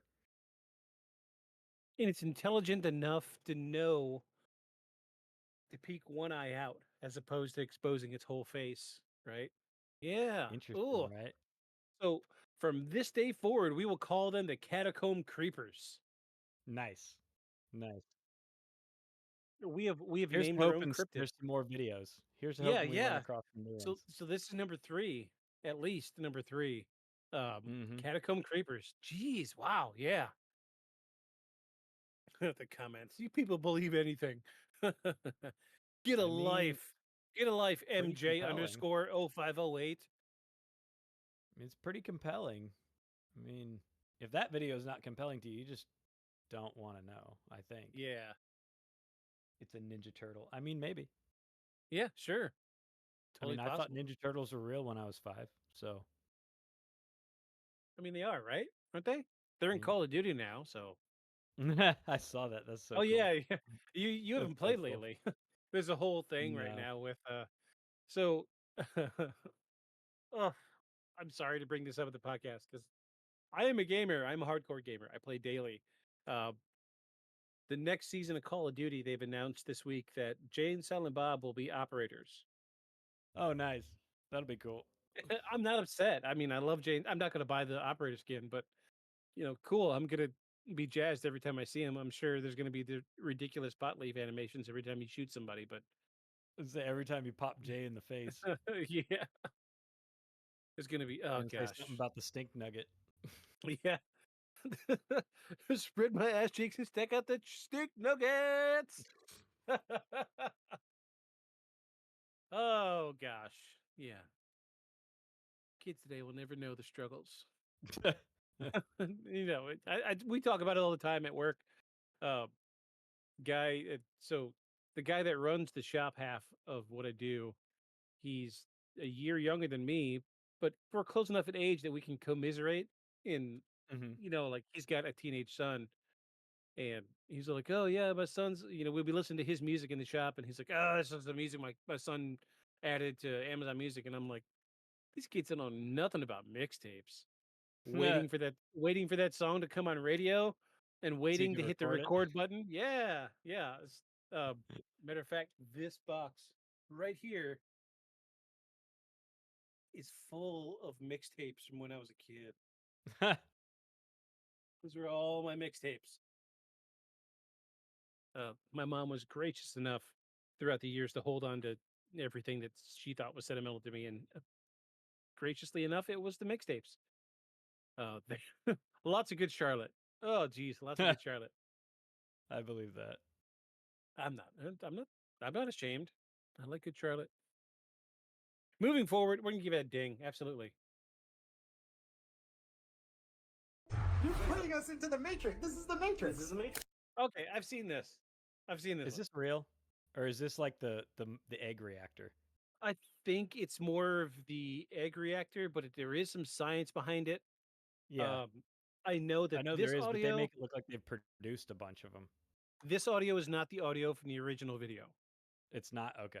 No. So this audio, they're fantasticalizing it. They're making it sound like, yeah, I mean, sure, they've got a computer that's interfacing with human brain cells that are grown in a lab. However, Mm-hmm. if I was growing brain cells in a lab to hook up to to a CPU, Mm-hmm. I would not be touching it with my bare hands. Right. Yeah. And I mean, it looked really legit, but I've seen it come up several times, and I was like, you can't just go on Amazon and buy one of these. That's not a thing. no, it's. So I didn't know what it was. I think it's more of a proof of concept. I don't think it's human brain cells. They're probably like monkey brain cells. All they say Mm-hmm. are brain cells in a CPU, um, and I think it's just a proof of concept saying, "Hey, we put brain cells into a CPU, and we're We can get getting them to perform yeah, processes. yeah." Gotcha. I think at this point they're doing basic mathematical computations. Yeah. Think of it, you know, individual brain cells by itself don't do anything unless Right. they're in a clump this big, right? Right. You need something to tell them to do some process. You need Right. some way to Right. communicate with them. So But I I also feel thought like it it was interesting because the wetware versus hardware yeah, interaction thing, I think, is going to be a thing eventually. I yeah. don't think it's quite like they're making it sound in here. But mostly I was worried this was another egg reactor. I was so bummed about the egg reactor. I'm Yeah, still it's mad about it. and I've seen like 3 or 4 follow-up videos since then. And everybody's like, "Oh, this is great. I'm pre-ordering mine tomorrow." Like, come on, bro. Don't do it. Click on Don't the do it. link. It goes straight to their website and says it's not real. Yeah, made me so mad. I really wanted that. Because I still think, and No, people yeah, can I'm with you. disagree with me, but the ultimate green energy, if you use radioactive material correctly and you use these newer high efficiency, I mean they're big reactors. I think given what you can do with even the waste material, though nobody will sanction it because everybody's too afraid of nuclear power. I think it's the green wave that everybody's looking for. Yeah. It's already here. It's Yeah. already here. Everybody just doesn't like the answer. That's Yeah. fine, but it's already here. All right. I'm going to give that one a bump. It's it's green. It's a green wave and it's glowing. Yeah. Yeah. They just don't like the answer. This is great. My PC is too sad to launch Skyrim. First PC with mental health before GTA 6. So the computer is dumber now. Nice. Comments are great. Good comments. Moving forward. Mouse deer. Yeah, I've seen this one before. So this was yours. That's one of yours for sure. Yeah. Believe to be extinct. Yeah. I haven't seen video of this since, geez, like National Geographic as a kid. Mm-hmm. Oh, look how small. Oh, geez, those things are going to be like this big. Yeah. Oh, look at the teeth. That's with an F, teeth. Teeth. Yeah, those are teethers. See, look at how big he is next to the wood chips. Like it's a Yeah. size of an actual mouse. Yeah, like an adult is this big. Yeah. Yeah. Yeah. And I grabbed this. Oh, there Yeah, you look go. at her hand. Yeah. Yeah. So I grabbed this one again because they did think that they were extinct, and they were close. But once they were found, then they were protected. I think most cryptids, rather than being like, "Oh, somebody would have found it by now." I mean, that's what they've said about a lot of species, and then all of a sudden, somebody puts, funding to study an area for something else, and they happen to capture video of it, and they're like, "Oh, Yeah. they exist." I I I don't think I think you can't discount cryptid science. I mean, you know, does every guy that says he communicates telepathically with Bigfoot actually see Bigfoot? No, I don't think they all do. But I don't think that means you can just because it's a creature that science doesn't know yet. I don't think you can discount it. Yeah. My new World's too big. favorite my new favorite feel good video of the year is these two scientists in the rainforest set up like 45 or 50 trail cams to try to capture footage of a bird thought to have been extinct for the last 200 years. Mm-hmm. And they find one trail cam with two of the thought to be extinct birds, and they are so happy. Middle of the jungle, both like one dude's barefoot, like Aboriginal, but he's got like a science background, but he's going to be out in the woods barefoot anyway. And then the other Mm-hmm. guy's a white dude, and dude is so excited. They start hugging each other and they're crying. And I was like, oh, this is my new favorite feel good video of the year, man. Because they're so happy just seeing three photos of a bird. Right. And it's just every time I see it, I got to stop and watch it. And I got to make sure nobody's around because I get a little watery in the eye Well, think how socket much area. time they probably put into getting Absolutely. just that couple of photos. Like, Yeah. dude, I mean, Like it's you know, like his reaction, hugging, crying. No, oh, yeah, yeah, yeah, yeah, yeah. That's like the genuine, like you could feel that it's very visceral. The reaction is so genuine. And I think that's why I feel so strongly about it. I'm a little more emotional than most people. I have very strong emotional reactions to things like that. And well, I think don't how know. many of their colleagues told them you're wasting your time. They're all Absolutely. dead. You're wasting your Yeah. time. They don't exist. And they're like, no, but we found evidence. We just haven't gotten a picture. And they're all like, show us a Yeah. picture. And then they Yeah. get the picture, like, you were all wrong. Yeah. 5 Yeah. years. Yeah. I'll find it. I'll find that video and I'll bring it up next rapid fire. It's so good. It's my favorite video of the year so far. It's a good one. All right. We'll give that a ding. Make it a ding. Small star on the far side of the universe is sending radio signals towards Earth. I heard this recently. Yeah, I remember reading about this. My I don't want to say the GOOGLE word too loud. My news feed is very catered. I've spent the better part of the last 5 years making sure it was exactly what I want to read every morning. Mm-hmm. And this was a thing about 3 or 4 weeks ago. Mm-hmm. We're getting radio signals and it's in a pattern. However, they can't prove whether it's a naturally occurring cycle or it's something biological. So, Yeah, because a lot of the telescopes out there that are picking up super far off bodies are actually radio telescopes. They're picking up the yeah, radiation and waves coming off of things because light's just visible light is just one spectrum of electromagnetic radiation.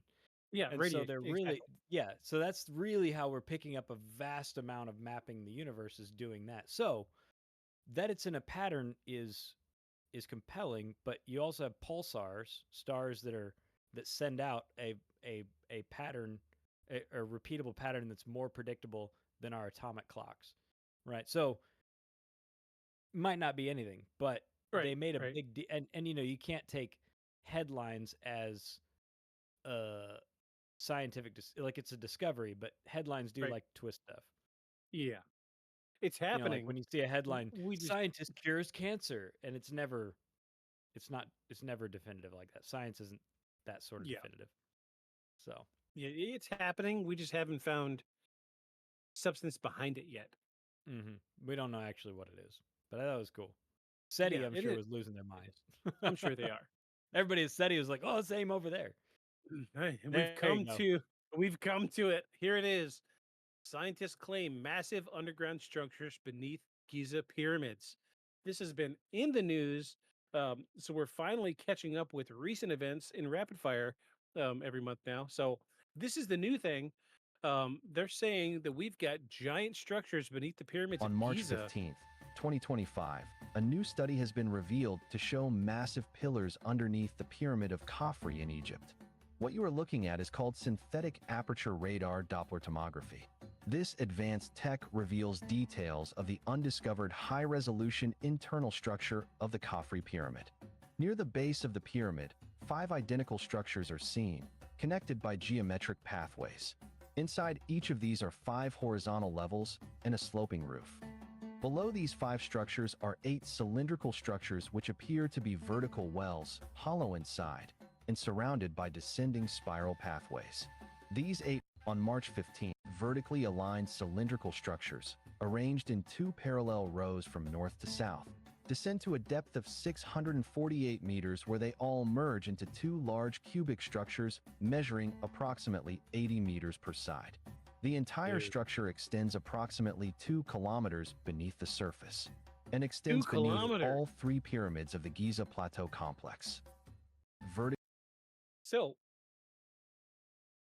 I want to Crazy. say the depth of these columns beneath the pyramid go deeper than the tallest skyscraper in the world.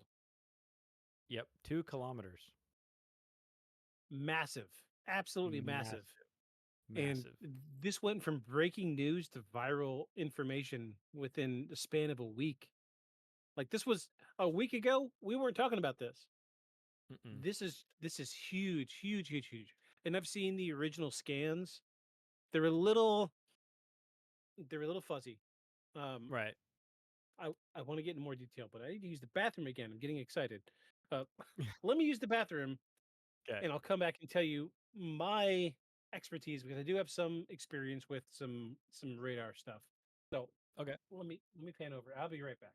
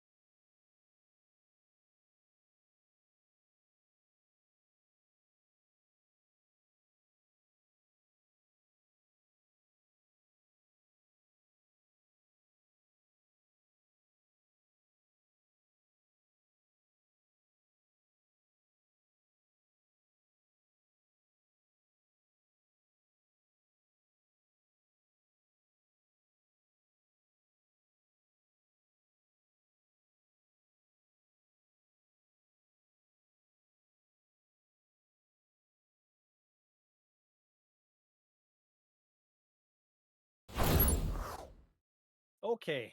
So I have unique experience with some of the technology they're using. Okay.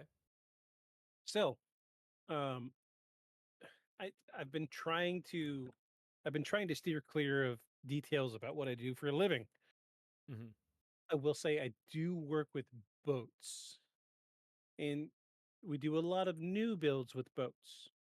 Mm-hmm. However, when it comes to new boats, depending on the build, the brand, the type of boat, some of them come from the factory with down scanning radar, Yeah. which is very, very, very similar to what they're using here. It's just it depends on the frequency that you use to how deep you can go.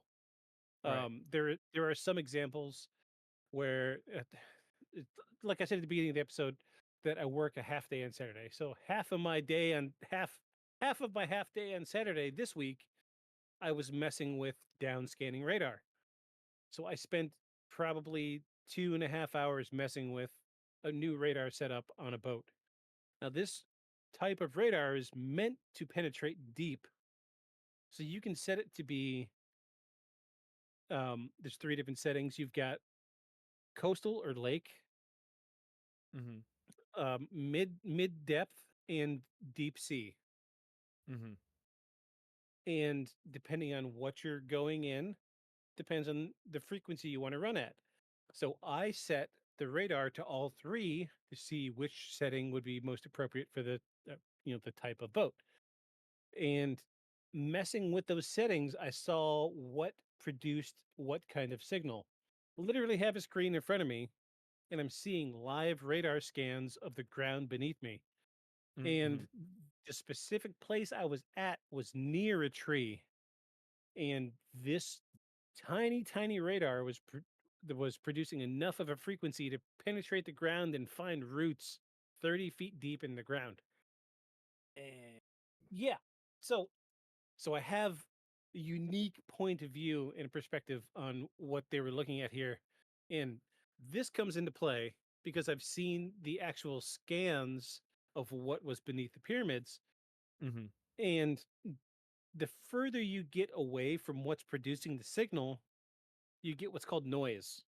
You're gonna Right. bounce off a Blurry. rock. You're gonna bounce off of all sorts of things. The ground is Mm-hmm. not consistent. The water is the same way.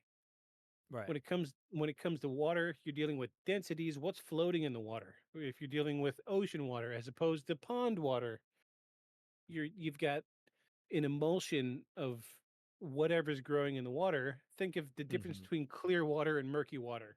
Murky Right. water is going to show differently on down scanning radar because there's particulates in the water. Same thing with the desert near the pyramids of Giza. However, we are fortunate because the majority of the ground in Egypt is sand or sandstone. Mm-hmm. So, if you know what frequency your downscanning radar will pick up sand or sandstone, you can eliminate it. And that's when you start to Get filter the out noise what's out. really there. Yeah. Right. So, I will admit some of the down scans that they had was a little noisy. However, it was clear there are downward shaping cylindrical objects, and you really got to look. But the spiral down sloping staircase, I'm calling it a staircase because what else could it be? Right. Um, it's there. It's absolutely there. You've just got to look. You've got to really objectively look at it. And I mean, this is what I do for a living. I've seen enough to know if somebody made a fake of this, they would have to build a massive scale object to fake it. Right. Massive. Well, and also I find it interesting that, you can see on the scan when they show, or on this representation, up in the top they show the chambers that we already know of, right? The Hmm. nice cut block chambers, and those other chambers are in sections that you can't reach from inside the pyramid, right? Like there's no doorway, there's nothing into it. And so I find it interesting that they found what are obviously stacked blocks that look like the king's chamber up in the Yeah. top, right? But six more of them or five more of them or whatever it is. And so there's because nobody wants to take out blocks of the pyramid, Right. right? To Right. find out if there's something behind a block. Everybody just assumed it was solid. And that if it wasn't, you would have been able to get to it. So I it makes more sense that there would be more to this gigantic structure than just the rooms, the small in comparison to the overall size, the tiny rooms that we already, that you could just walk into. Makes more sense that there's more Absolutely. in Yeah. there. Yeah. It's I was hoping I could find just the radar, the downscan image, but eh, Mm, that's not it. That's something different. yeah. So what always confused me was you can't build on sand. Sand is Mm, always shifting. It doesn't matter hmm. how well you build whatever it is you build on sand, eventually it's going to shift. Wind, water, Right. whatever. We know that the we call it today the Valley of the Kings. Right. It is susceptible to flooding. Um, any kind of water comes through there, it's going to shift your foundation. So if you build on top of sand, any kind of wind, water erosion is going to push your foundation away. Mm-hmm. So I've always wondered since I was a little kid, how did they build these pyramids and it did not sink? Yeah, why isn't a corner Yeah. sagging like a house with with a cracked foundation where like Yeah. an eave hangs off a little bit or Yeah. the cement splits a little. Yeah, because honestly, even when you're up close, like mostly what's missing is wind erosion, right? Yeah. Wind erosion and age, they're still pretty complete. They're missing the outer white stone covering, but as far as lines and angles, like there's not big cracks and big separations between blocks. Like they're all still Yeah. sitting very nicely. So yeah, that's As bet there old as was it is, groundwork. Makes sense. thousands of years, something should have shifted. One or two blocks. I mean, if it Mm-hmm. shifted enough to make the the beautiful limestone casing fall off, Mm-hmm. why hasn't the rest of it? Yeah, So I think the limestone casing was just robbed off of it yeah, for it building was. material. Yeah. It was. Yeah. Yeah. So it makes you so even at an early age, I knew there was something more to it. So this I'm not saying that this is paranormal or there's something more to it, but it does tie in a little bit to what we saw at the beginning of the episode with the underground resonation. However, it also does play into what I thought about when I was a kid. We've got these deep rooted pillars, which is what we do today. If you've got an old house, you need to fix a foundation, they're going to drill down, build a concrete pylon, and build your foundation off of that. Mm-hmm. So this is precisely what we did. How many thousands of years did it take them to perfect this? Who knows? But it's proving that there's more to the pyramids, and I think that's what's important here. And again, people have been saying that for years, right? Without any like major evidence to back it up. Like, there's got to be more to this giant structure. Like, why would you build this just as a barrel? It seems so extreme, Yeah, so extreme. If there wasn't more to it, and it just shows, man, you don't know until you know, and yeah, so ruling stuff out before you've ever looked, is always a mistake. absolutely. So same thing with the paranormal stuff, man. Just ruling it out of hand because it sounds crazy. Yeah, I think it's a mistake. I think you got to look. That's what yeah, we do. absolutely. That's what That's we're why doing. we're It's here. the whole point. It's the whole We're point. gonna give Take a look. absolutely. It's a ding. It's a ding. Absolutely a ding. Here's 3 angles of the same incident that happened in Vancouver, Canada.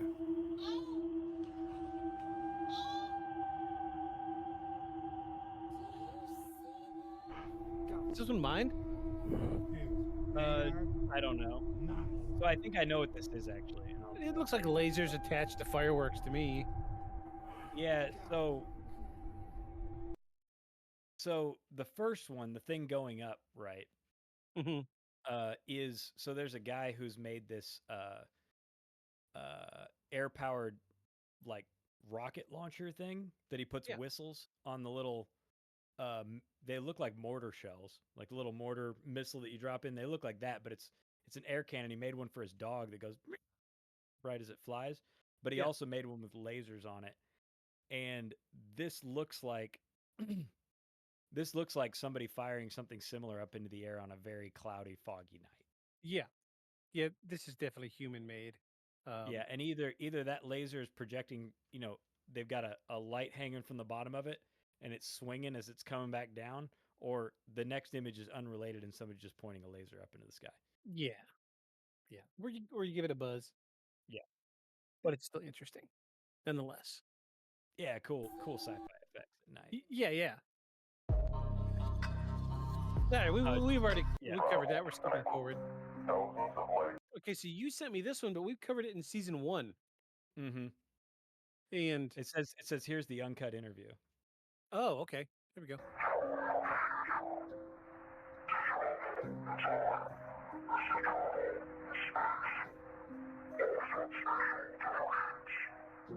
I take it aliens took over our future, right? So we're human. Okay, so you evolved from us. So what are you doing here? So if you're listening on Spotify or Apple Podcasts, probably want to pull it up and look at the video.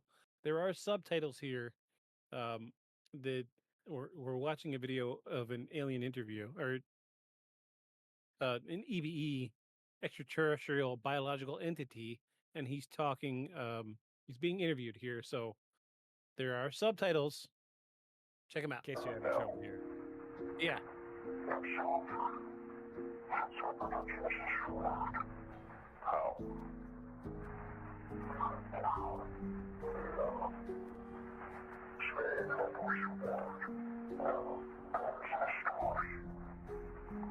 Okay, so how about we concentrate on your time?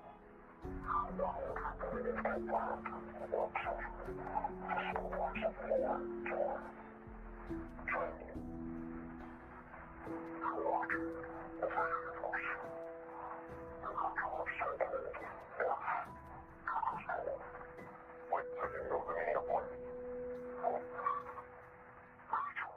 What's the difference?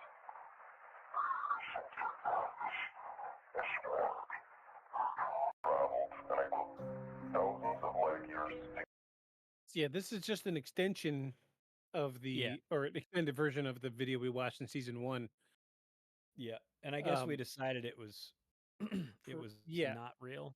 Yeah, the movement is not natural enough. Too and- animatronic.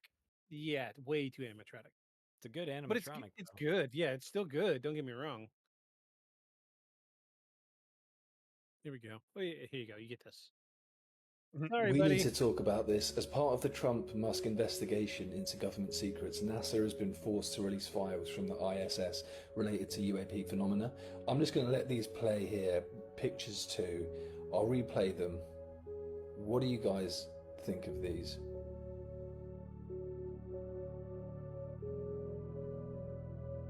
This one's my favorite. Watch it disappear. That literally vanishes into nothing. Dang.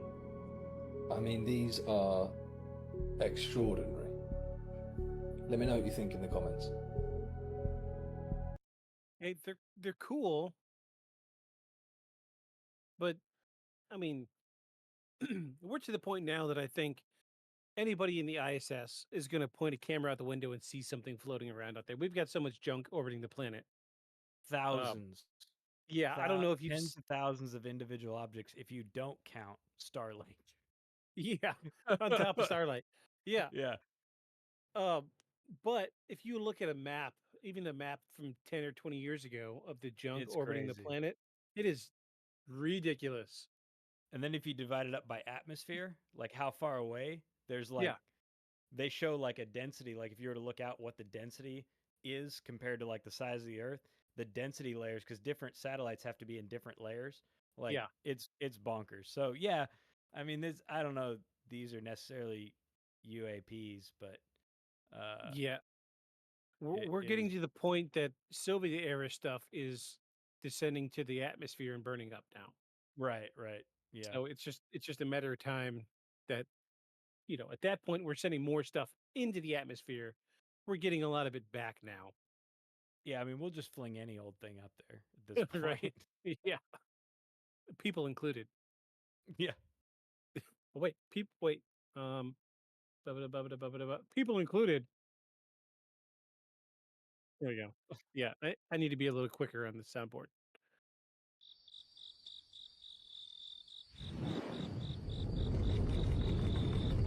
AI. Is it? Yeah, absolutely. Yep. Look at the morphing. Oh, I see what you're saying. Yeah. Yep. Yeah, I see what you're saying. So this is something I did play with when I was playing with the AI video stuff. The lighting in the area and the shake of the camera is pretty good though. But the camera's not going to shake because that camera is screwed to the front of your house. Yeah, what if it shook the house? Did it? Did it I shake don't the know. house? There's I don't know. so this is the new trend on social media. People are producing because it's easy to tell an AI video generator make a Ring video camera because we have so many out there that it can reference. Mm. and it's going to know, frame it like this, fisheye lens, ring in the corner. And I Right. hate to break it to you, but ring is in the bottom right, and time and date would be in the bottom left. Oh, Oh, dang. All right. yeah. That's fair. It was Dang. good. And on top of that, you're not going to hear crickets on a ring camera. Really? They don't pick up? Absolutely not. No, it's got active noise cancellation better than Discord. Oh, okay. Well, that's bogus. Yeah. Dang. I'm sorry to crush your dreams like Dang. that. Dang. Yeah, I'm Give it a trying to give it a remain as buzz clear. professional as possible when it comes to these videos. It's No, just I mean, when you're right, you're right. I just I don't know much in the world, but I know video and I know photography. I know. I know. So, Gotta crush all and, my dreams.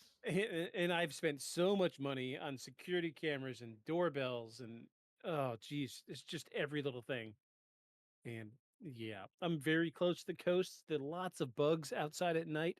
I've never once with my cheap doorbell have I heard uh crickets. Never. Crickets. Yeah. Yeah. I don't even hear birds, and there's like buzzards and crows all over the place.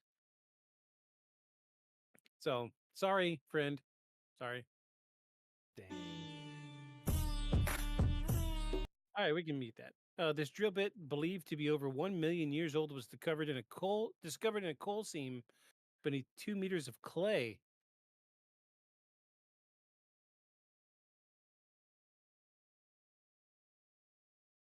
I don't see anything between the three pictures that link them together. No. No, so this made me think of that, that hammer Yes. that's in a coal seam? And there's also a smelting pot in a coal seam. Yeah. Yes. That's kind of what it made me think of. Yeah. I don't even know if these are real images. These may be AI generated. Probably Honestly. so. The one with the pointy drill bit poking out definitely is. Yes. I don't know about I think the other one, the top one must be too. I mean, the top one is showing motion. Yeah, so it's, And then the third one is just a guy holding a surveying stick. That's it. Yeah, so, it may be, but Oh, but it made me think of, sorry. yeah, it made me think of Yeah, absolutely. those things, which I don't know that anybody's ever given a very good explanation for. No, they haven't. They haven't. It's hard to say. Yes, absolutely. It's Sol's our moon. Our moon's artificial, completely artificial. It was brought here from Ursa Minor, apparently between 11 and 12,000 years ago. For the purpose of? Being a satellite in a base, which they evacuated some time ago, but it's now being operational again. And I covered this in the series of 8. It came from the aliens. Wait, did you do that? Yeah, I did that. Okay. So if you remember back when we were living together, I was stuck on those books about reading body language. Mm-hmm. This guy is throwing off so many signals about lying immediately. The blinking like this, Mm-hmm. that's a tell. And the looking up all the time. This is a tell. This is a common one. That's why you see like tweakers, they're doing it because they're thinking about how to get out of their situation. Right. Yeah, watch it constantly. He's like triple blinking. There you go. Yeah. There's blinking, multiple blinking there. Yeah. Yeah.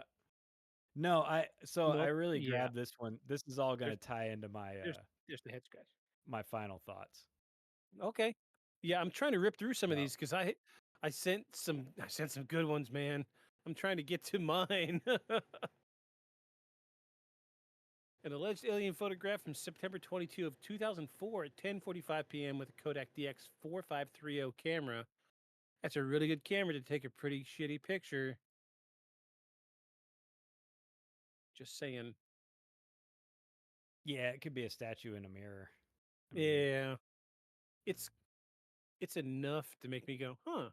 I'll give it a boom. I give it a boom.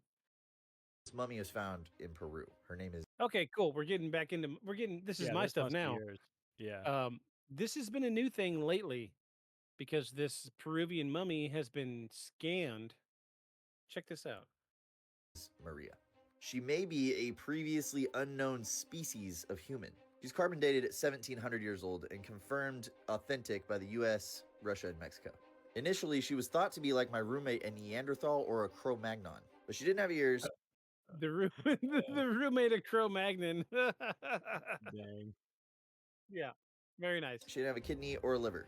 But by far the weirdest thing is the 3 fingers and 3 toes. They're not missing, that's just what she had. She also has an elongated head, which was initially thought to be cranial deformation, but like the hundreds of Paracas skulls, they're 30% larger in volume than ours. They also lack cranial sutures that make it possible for babies to go through a birth canal. She also had larger eye sockets. Egyptian mummies and Peruvian mummies are way different. Peruvians tied the deceased in the fetal position and wrapped them in cloth, continually interacted with the mummies. Cholpas were the burial sites, and they're huge, made out of megalithic blocks filled with more rocks. Clothing found in Peru depicts people with 3 fingers. They were called the harvesters. They were masters of agriculture. The supreme deity Viracocha is also depicted with 3 fingers. Viracocha is one way of depicting the god self icon found all over the ancient world. Maria was found in Nazca. Nazca is part of ancient Incan territory, and it's known for these crazy lines. These are miles long. Some go through mountain ranges, some stop at the mountain and pick up after the range. There are also some with perfect geometry. Skulls like this have been found in 5 other places on Earth. There's way more, like their straight line fingerprints and crazy red hair, but enjoy that rabbit hole, which is exactly what Esoteric Santa gives out for the win. Okay, now he's plugging his channel. So this is Base Forge again. What got me with this video is this skeleton is so perfectly preserved that they still have fingerprints. Yeah. And I mean, we've all looked at our own fingerprints. They're circular. Yeah, whorls. These fingerprints on this mummy are straight. Never Wild, seen dude. before. Yeah, I like this. It is wild. I want to give it a ding. You want to give it a ding? Yeah. I think that's legit. Yeah. This is the video that made me look up Base Forge on Spotify to see if he had a channel. Yeah, the 3 fingers, 3 toe thing, man. I think that's legit. Yeah. They did a full CT scan on it. Dude. Yeah, that's no really liver, good. no kidney. That's wild. Yeah. They're thinking it's a whole different delineation of human.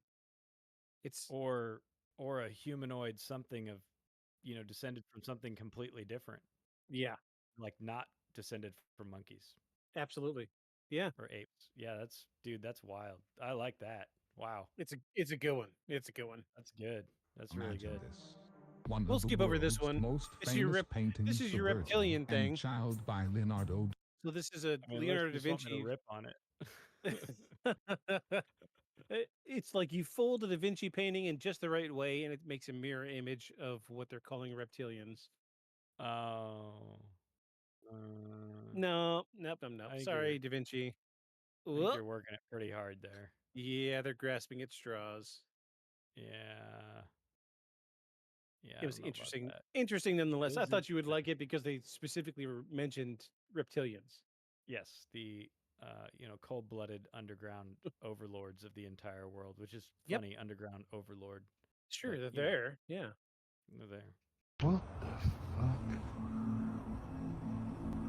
This is AI for sure. Yeah, this is one of those I was talking about morphing. What the fuck? Yeah. There's obviously nothing else going on, so the only reference point they have is a singular light in the sky. You could point a camera at a star and tell AI to do something to it, and this is what happens. Yeah, that checks out. Bonk. What if I told you that we never landed on the moon in 1969? This isn't just speculation anymore. The evidence is overwhelming. Here are 5 undeniable facts that prove the Apollo moon landing was staged. And stick around because the last one might be the biggest cover-up in history. Number 1, the impossible computer. The Apollo guidance computer had 4 kilobytes of RAM and ran at 0.043 megahertz, weaker than a pocket calculator, and yet we're supposed to believe it handled precise moon landings, deep space navigation, and astronaut survival. Today, your smartphone is millions of times more powerful, and even now we still struggle to send humans beyond low Earth orbit. So how did NASA do it flawlessly in 1969? Number 2, the mysterious missing footage. NASA claims the original Apollo 11 footage, the greatest achievement in human history, was accidentally lost. Not just some of it, all of it. The detailed telemetry data, the original tapes, everything gone. How do you accidentally erase history unless there was nothing real to erase? Number 3, the odd reflection in an astronaut's helmet. In one of NASA's official moon landing photos, there's a strange reflection in an astronaut's visor. And it doesn't look like the sun, the moon's surface, or another astronaut. It looks like a studio light. Why would there be a studio light on the moon? Unless they never left Earth. Number 4, the Van Allen radiation belt. What if I told you that we never landed? Yeah, that's just one. We'll let you think about that one while we get to the other ones. I'd go to the moon in a nanosecond. The problem is we don't have the technology to do that anymore. We used to, but Anymore. we destroyed that technology, and it's a painful process to build it back again.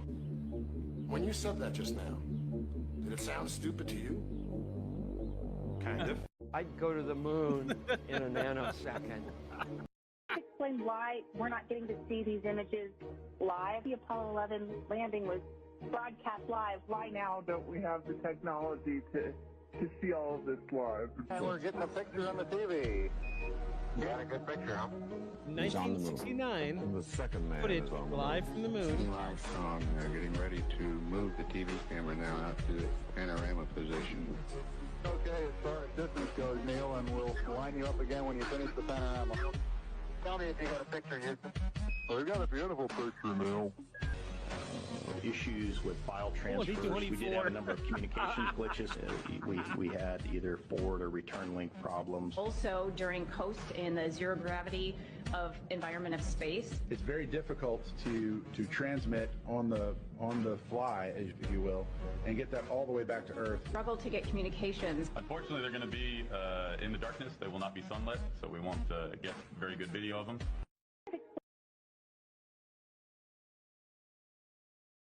Huh? All right. Huh? All right. I mean, all right. All right. Okay. I'm watching. There's more. I'm watching. Oh. Estoy trabajando en esta We'll get back to casa. that. Ya se fueron todos. Lo raro que sigo escuchando ruidos en la parte de abajo. Me da un poco de miedo porque estas casas, Dios mío. Me siento un poco de miedo, pero siento algo de miedo porque el ruido se escucha en la parte de abajo. Sounds like he's carrying the ladder. Right? Yeah, see, now he stopped carrying it. Parece que no se mira nada. Oh! Oh! He got up out of there, didn't he? It's like it was like the it's like the garbage pail version of that one SCP that's always Yeah. like stacked boxes with a face on it. Yeah. It's like the garbage pail and janitor like supplies version of that. It's like over into the corner.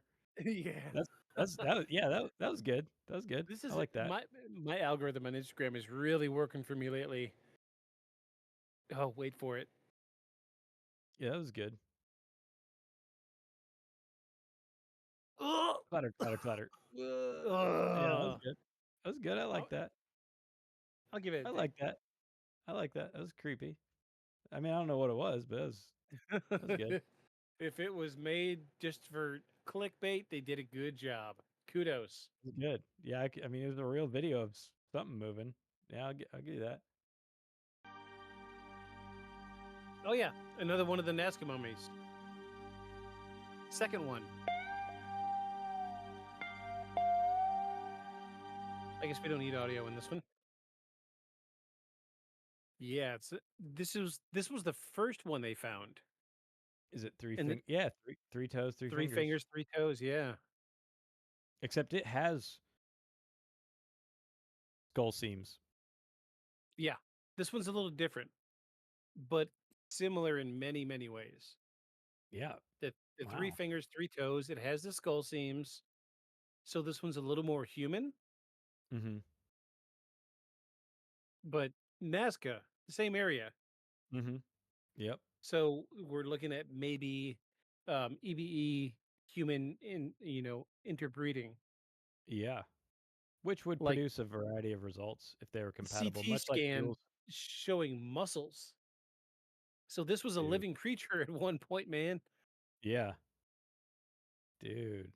Yeah, that's good. I like Yeah. that. Yeah, I like that. It's much better than those what I've come to call the is it cake aliens in Mexico. Oh Little yeah. Yeah, because I The saw little, somebody made a video. Yeah, they're like like the this ones they made long. a big fuss about like 2 years ago. Yeah, Yeah. yeah. Somebody made a video, an is it cake video, where they made perfect replicas of them, but they were cake. Oh And they're like, no. if you notice when you cut into them, it's so funny because they looked identical. They made like perfect copies of them, but they were cake. Cake covered in powdered sugar, and somebody Yeah. else made a gummy worm one, like a Oh gummy no. bear version of it. I was like, okay, that's good. That's good. That's about what I Yeah, thought. I thought it was funky that's too. good. This says security camera captures dog transforming into a human. Could it be a shapeshifter, or something beyond our understanding? This one's weird. This was another one I picked apart, like frame by frame, and couldn't figure it out. It's wild, man.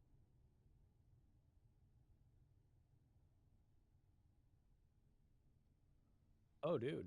Huh.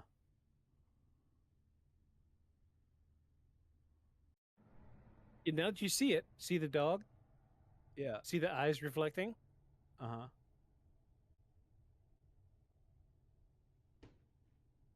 Oh Huh. Skinwalker. Skinwalker. yeah, Skinwalker, hands down. He's going to go harvest. Yeah, gonna get some souls.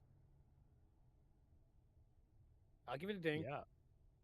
Skinwalker. Wow, that's pretty good. That's one of the better ones. Yeah. Huh. Oh man. It's a shame he's filming a screen showing it though. Yeah.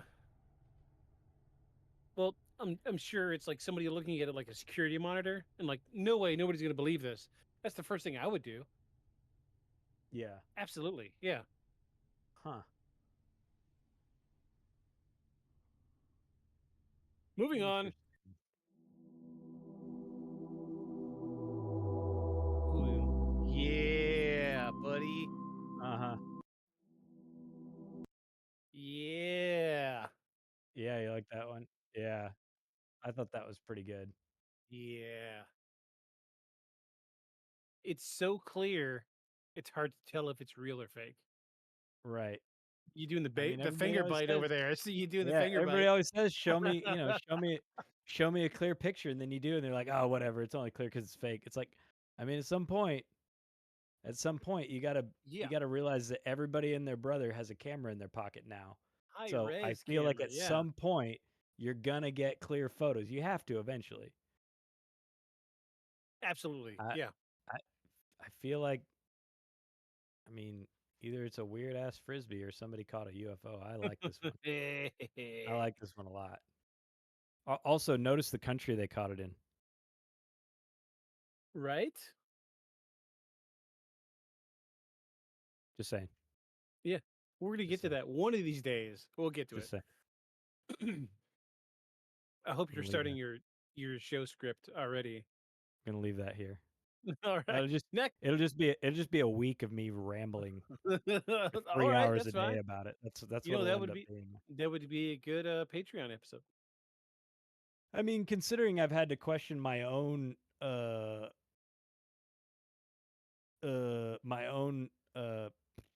mental stability over it, over Yeah. how hard it has been to find it versus what I absolutely remember, the show I remember watching. It's Yeah. yeah, it's been a whole thing. So So I pride myself on the fact that I can find anything on the Mhm. internet. I'm good at finding things. And your subject has stumped me. So we'll leave it So there. I found some weird stuff on IMBD too. Some missing Ooh. stuff. Yeah. Oh, okay. Like where it shows that they were in it, like a person was in it, but you can find a record of it nowhere. But it's on that actor's official IMBD, which they control and don't let people add to. But then you Interesting. cannot find the thing that it claims that they were in. You can't find evidence of it anywhere on the internet. You search it, absolutely nothing comes up.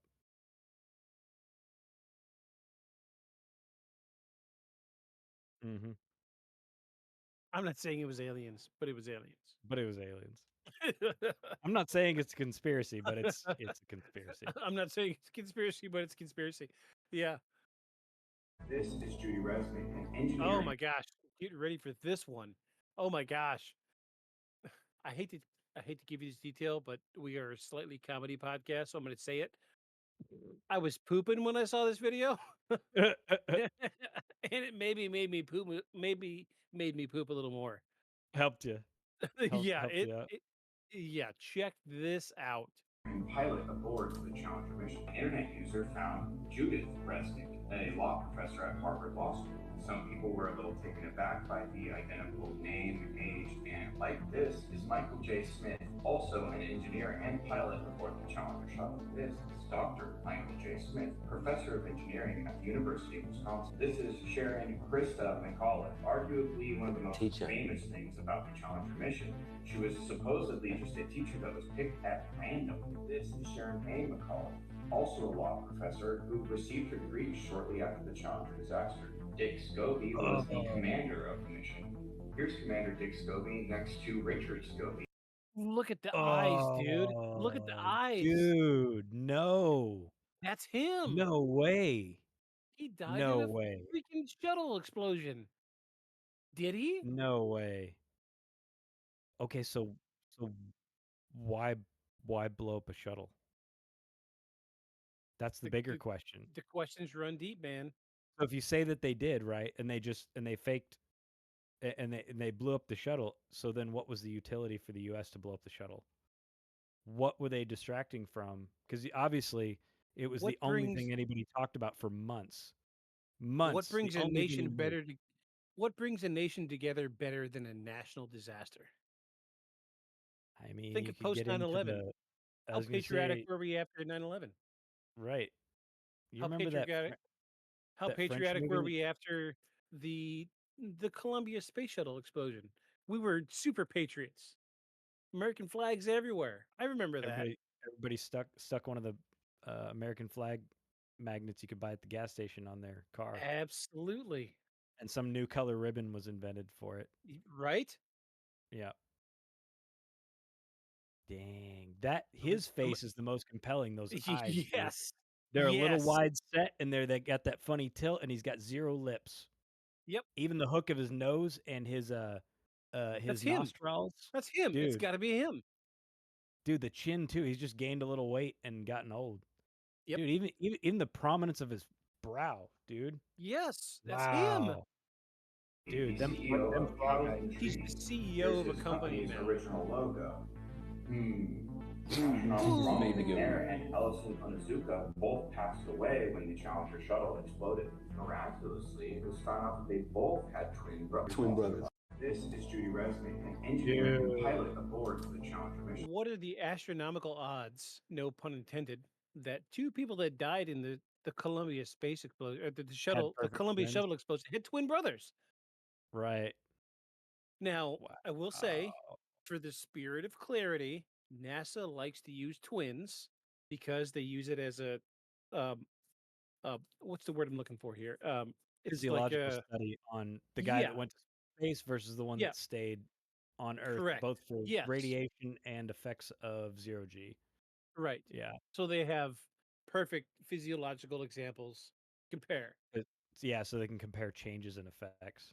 However, two sets of twins going in space, both dying, and then immediately after the Columbia space shuttle explosion, the twin becomes phenomenally successful. Wow. That's not the only Huh. one. I don't think. I don't think that's the only one. I think there's one or two others. One of the most asked questions Oh, here is here you who go. filmed the craft leaving the moon in 1972? Who Yeah. filmed the Apollo 17 lunar module leaving the moon? NASA says it was a Westinghouse color TV camera mounted on the lunar rover and remotely controlled from Earth. This happened in 1972 during the final Apollo mission. According to NASA, an operator at Mission Control in Houston anticipated the launch, manually tilting the camera upwards to follow the ascent, despite a 1.3-second delay in signals between Earth and the Moon. But In a here's way. where things don't add up. How did a NASA operator perfectly track a rocket launch with 1970s technology and a delay? Even modern space feeds struggle with lag today. If the camera had a pre-programmed movement, why don't we see this level of precision in modern space missions? And what about the lunar dust? Why wasn't there a massive cloud kicked up by the engine blast? Then there's the power source. The camera was battery-powered, using silver zinc batteries. But how did they survive the extreme lunar temperatures and function flawlessly at the exact right moment? Because we know, you and me, we know cold and batteries don't mix. Right. You lose most of your charge. Zero heat on the moon. Zero. Yeah, you can't get any reaction between the two elements between the cathode and anode that make the chemical reaction that produces electricity. Like that's why. Exactly. I mean, it's a weird '90s mom thing, but mom would keep the batteries in the fridge when they were new, because if the colder they are, the less they react while they're just sitting there not doing anything, and so your Right. batteries have a little longer life when you go to pull them out. So, and that's the fridge, right? Or like, why Teslas have like zero charge in the winter. Right. You've got like 50% charge. You're full. You're full. That's all you got. But they've And- got like zero range. And you remember when we were living together, when we would need AA batteries, we would submerge our batteries in hot water to get it a Yep. little extra boost. Get kicking. Yep. Because you get more power. It's the opposite Yep. side of that. Oh, it's Yep. just come on. You're gonna get on I board one of these know. days. I hear you. I hear you. I think honestly the Challenger explosion is the most compelling thing so It's a good far one. Yeah, it's a to good one. point me towards, if they do that, what won't they do? Right. Exactly. Yeah. If you'd blow up a, several $100 million spacecraft on live television, what else, what won't you do? Yeah. And what happened after the lunar module left? NASA says the camera kept broadcasting for about 4 minutes before they lost the signal. Forever. They never got that signal back. No more live footage was ever transmitted from the moon. No other camera was left running, and we've never seen high-quality continuous footage of the moon after Apollo ended. Convenient? And the final point, just look at it, please. Look at it. So, was this an incredible technical achievement or something else? One of the most I like the AI image. Don't say anything. CIA looking NASA employee putting his I'm not finger over his lip. I'm not gonna give that a ding until you're on board. That's all I'm gonna say. I mean, it is a great point. It is a great point to bring up. I have wondered about that. I feel like I've got a rope around your waist and I'm slowly pulling you over, and eventually you're gonna put all these pieces together and you'll be like, "Dang, okay." I You mean, were I right. see it. I mean, I agree that some of this stuff was fake. I don't agree that we haven't put a human on the moon. That's my contention with it. I've never, I've been on board with you about a bunch of the video stuff being faked. Yeah. And I don't know that we necessarily walked outside the lander even. Mhm. I think that might have been too dangerous. Also, I don't know where you get all the air, because they didn't have room for an airlock. You had to actually open the module. There's no airlock. Yeah. Right? It's just a door. Yeah. So how did you make sure you had enough air to replenish, in the thing? And even once you got back up, I mean, yeah, I agree. There's a lot of holes in it. I still feel like we went there, but I don't know if they blew up Challenger. I mean, I So don't what got know. you on board with Challenger was faked. I mean, that's pretty good. I'd Right? like to see what a facial rec analysis would do to those photos, right? Like the ones Yeah. that they use to identify people. I'd Yeah. like to see what an FBI facial rec analysis would do on it as to whether or not they're the same people. And I wouldn't be Obviously, they're not going to surprised. give us one, but that would be good. And I wouldn't be surprised if there was DNA involved if they weren't some cousin, is what they would say. Right. Yeah. Yeah. Yeah, but you're not going to find original DNA on file of them, No. right? Even Yeah, though that they would be have it, I'm interesting. sure. Oh, I'm sure, because they have tons of blood samples and things like that, and tissue samples of Yeah. all the astronauts before we go up to check radiation levels when they get back down. Yeah. Yeah, frozen. But they'll never say it. No. No. Wow. Yeah, that's pretty good. How you doing? Oh, just some cruisers, man.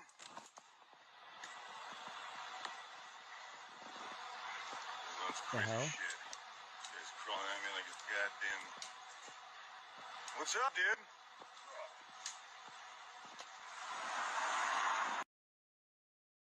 Buddy. What is that? How you doing? The mimic. Oh, Oh. just some cruisers, man. I'd drive off too. That's crazy Yeah. shit. Guys crawling at me like a goddamn. What's up, dude?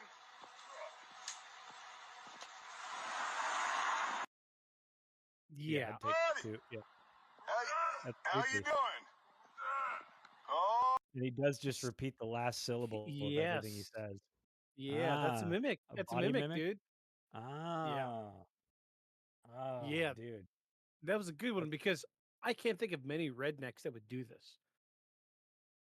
That's gross to None. watch too. Yeah, It it's gives weird. me the ick.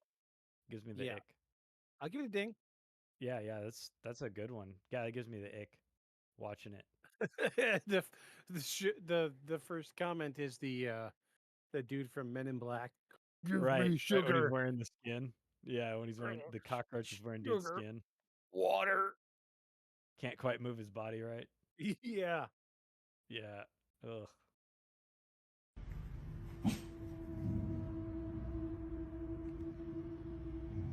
Oh, you know how we are about dogs. Watch this. Mm-hmm.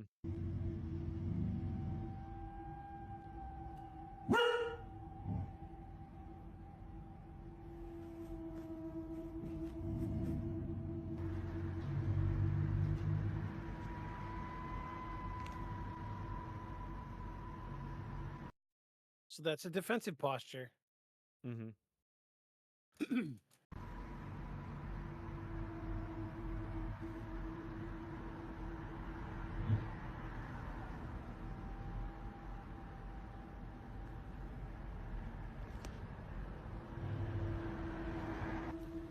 Okay.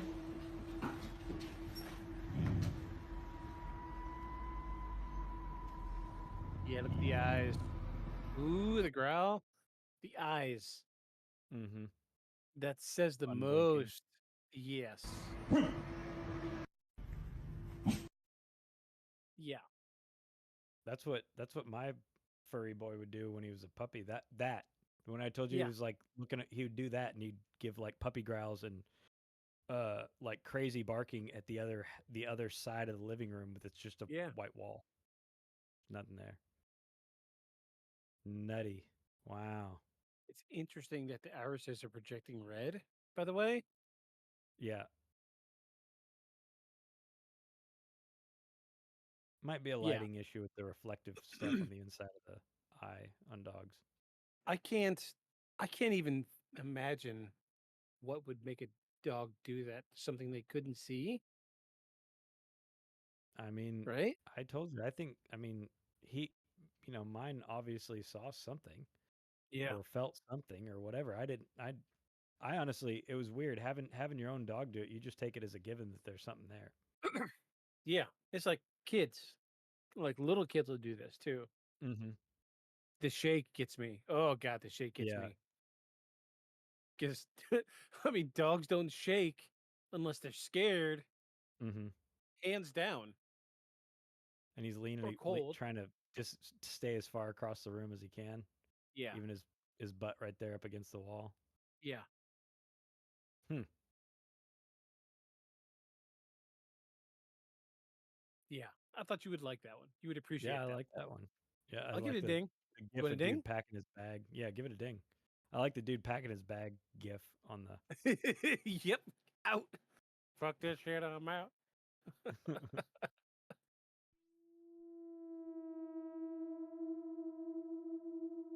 Oh, this is creepy. So this is so these are these Chalkboard. pads. You can buy these Mhm. and you train your pets to press on buttons to say Meaning. words to Yeah. communicate. Yeah. Check this out. Stranger. Smell. Oh, that's creepy. Oh, that's really creepy. Just looking toward the window. Middle of the night. Stranger. Stranger again.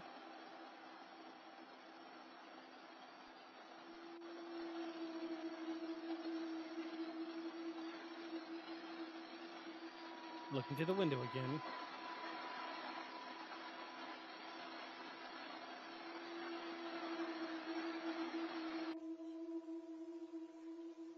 Stranger. Outside. Outside. Oh man. Dang. Okay, so I've had a cat long enough to know that they will never step on anything they don't want to step on. Right. See him A weave cat? through Christmas Yeah. cards on the mantle. Yeah. They will never Yeah. touch anything they don't want to touch. Mhm. And that's why this is crazy. Being creepy.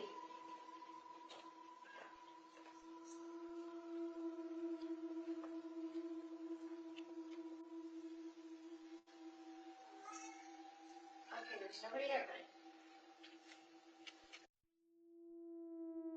Dang. All right. Boom. Wait, we got a boom. That's cool. I've also Yeah. never seen anybody use the talk pad with cats. Yeah, I see 'em me with either. dogs. Yeah. Huh. All right. Nope. I think is that our last one? Is that it? Yeah, that was the last one. Oh my Yep. gosh, we made it Yeah, we through. made it. We made it through. I didn't think we were gonna make it through the whole thing. So I'm dying to know, what are your thoughts about the moon landing?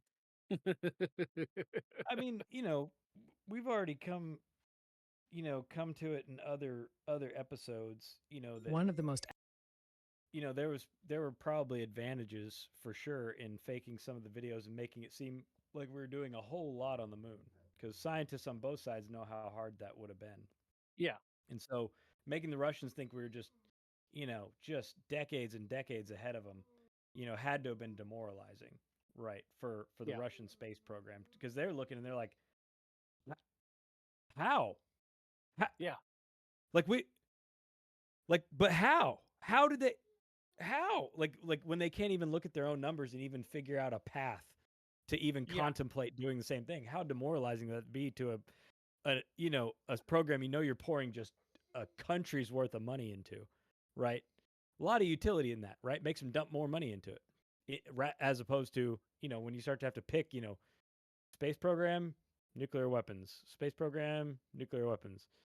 Seems like a good way to get them to divert funds. So, Right. I see the utility in faking a lot of the videos and making it seem like we did a lot more while we were there than we did. I'm still not quite on board with we never went. But I do agree that we faked a lot of videos. The Challenger thing, that's the first time I've ever heard that one. I've never heard anybody say that the Challenger thing was a setup. Do you want to see it again? No, I believe you. This fur puppy's getting restless. Okay. Yeah. He's right here in front of me trying to tip his nose to the mic. So, what a week. Yeah, this A lot of great videos. So yeah, many good ones. The algorithm is really working for me lately, and I'm going to continue to cherry pick So, what are we doing next week? I don't know. Do you have any? Uh, that you've been thinking about? Let me We let haven't me done a look. cryptid in a while. Yeah, that's what I was thinking. Yeah, we haven't done a cryptid in a while. Let me pull up the podcast and Spotify and see. Yes, go lay down. Go lay down. So last one was UFO abduction. Then we did poltergeist.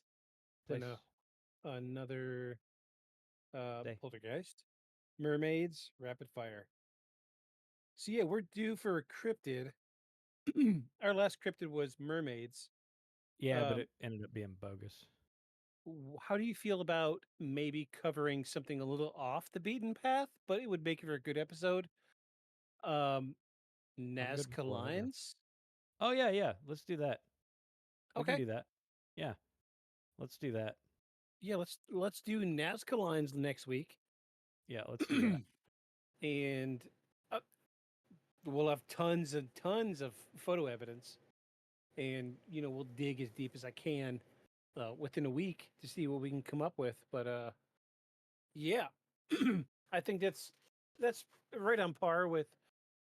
It's not quite an alien or UFO, but more mystery, which is something we haven't done in a little while. No, that'd be good. I like that one. Wait, was our last mystery our first episode? What was that? The Somerton Man? Oh, yeah, I think that was our yeah. our That last was our mystery last episode. Yeah. unknown thing. Yeah. Cool. So let's do Nazca lines next week. Yeah, that sounds good. That should go nice and deep. And yeah, that sounds good to me. Cool. Let me switch views. Cool. Just this was this week was crazy. Lots and lots and lots of stuff going on. Geez, just wonderful videos. I mean, every one of them. And then of course we had the big thing with the pyramids in Egypt this week that we kind of talked about. I would like to touch more on that when we get more information on it. I didn't want to delve too deep until we know more. I mean, yeah, I think I imagine this will spur some other folks to come and double check their findings, and I think we'll know a lot more. I mean, it may be another year more before we find out more, but I think we'll find out more. Yeah, we'll keep up with it on our rapid fire episodes every month, just to make sure if there's something comes up, we will talk about it. And I'm sure it will be a recurring thing for the next year or so, like you said. There are many parts of the pyramids that we don't touch because they won't let us down there. But I feel like this might be the motivating aspect that pushes people to let us explore a little deeper. So we'll see where it leads us. We've only got one viewer, but I would be glad to raid somebody. If you want to take us out with closing statements, I will find somebody for us to raid. Sure. So in this realm that we like to explore and talk about and investigate, I think you have a broad spectrum in how people relate to it. You've got kind of like a right and left of paranormal interest. You've got the hardcore almost cult-like true believers that are like, if I only knew where they were. I know that there's Lockheed Martin bases where they have, a whole fleet of US made UFOs lined up in hangars, that they fly all the time. Those are the real, that's the real Air Force of the US. The fighters are just for show. And then you have the other side, which are people who just like to make fun and don't believe anything that's not in the, already in the news as a mainstream idea. I lean, on the side of, science and evidence, as as I know you do. You like stuff to prove it. It's part of why I picked so many scientific things in here. But we also had, one or two in here that are just, that are just total garbage. Yeah. You know, but surely I'm sure there's someone out there who's like, no, that's evidence. That's real evidence. Yeah. But the truth is, if you didn't have those guys that are just like true, you know, like full on, you know, the cult of believe anything, you wouldn't have been able to keep up the interest in this stuff for so long without, you know, without a lot of evidence, right? They just believe anyway. And so it's gotten other people to question and be like, well, there's got to be video out there somewhere. Somebody's got to catch it, or somebody wants to catch it. And so I think now we have sort of a groundswell of like evidence because everything's recorded. You know, you can't hide everything forever. And I think everybody fits somewhere on that spectrum. So for that reason, I think wherever you are on the spectrum, whether you think it's all bogus or you think everything that's ever been, you know, put out on the internet is true, we can help support your point of view no matter what part you live on. All you have to do is follow us. Beyond the Shadows. Good night, everybody. We're gonna raid Jim Russell. I'm not 100% sure what he's looking at aliens tonight. We haven't raided this guy before, so I'm hoping you know this guy might pick up a little bit and send some folks our way. Give us a shout out. Give this guy a follow, and we'll see you next week. We're going to talk about the Nazca lines. Have a good night, everybody. Good night, everybody.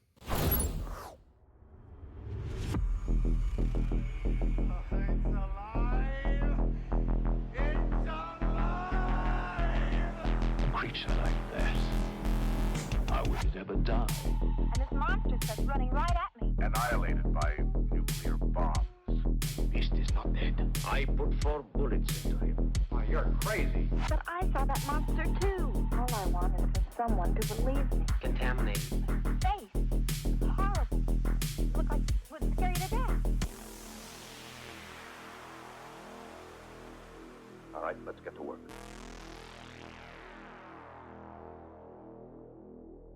Beyond the shadows.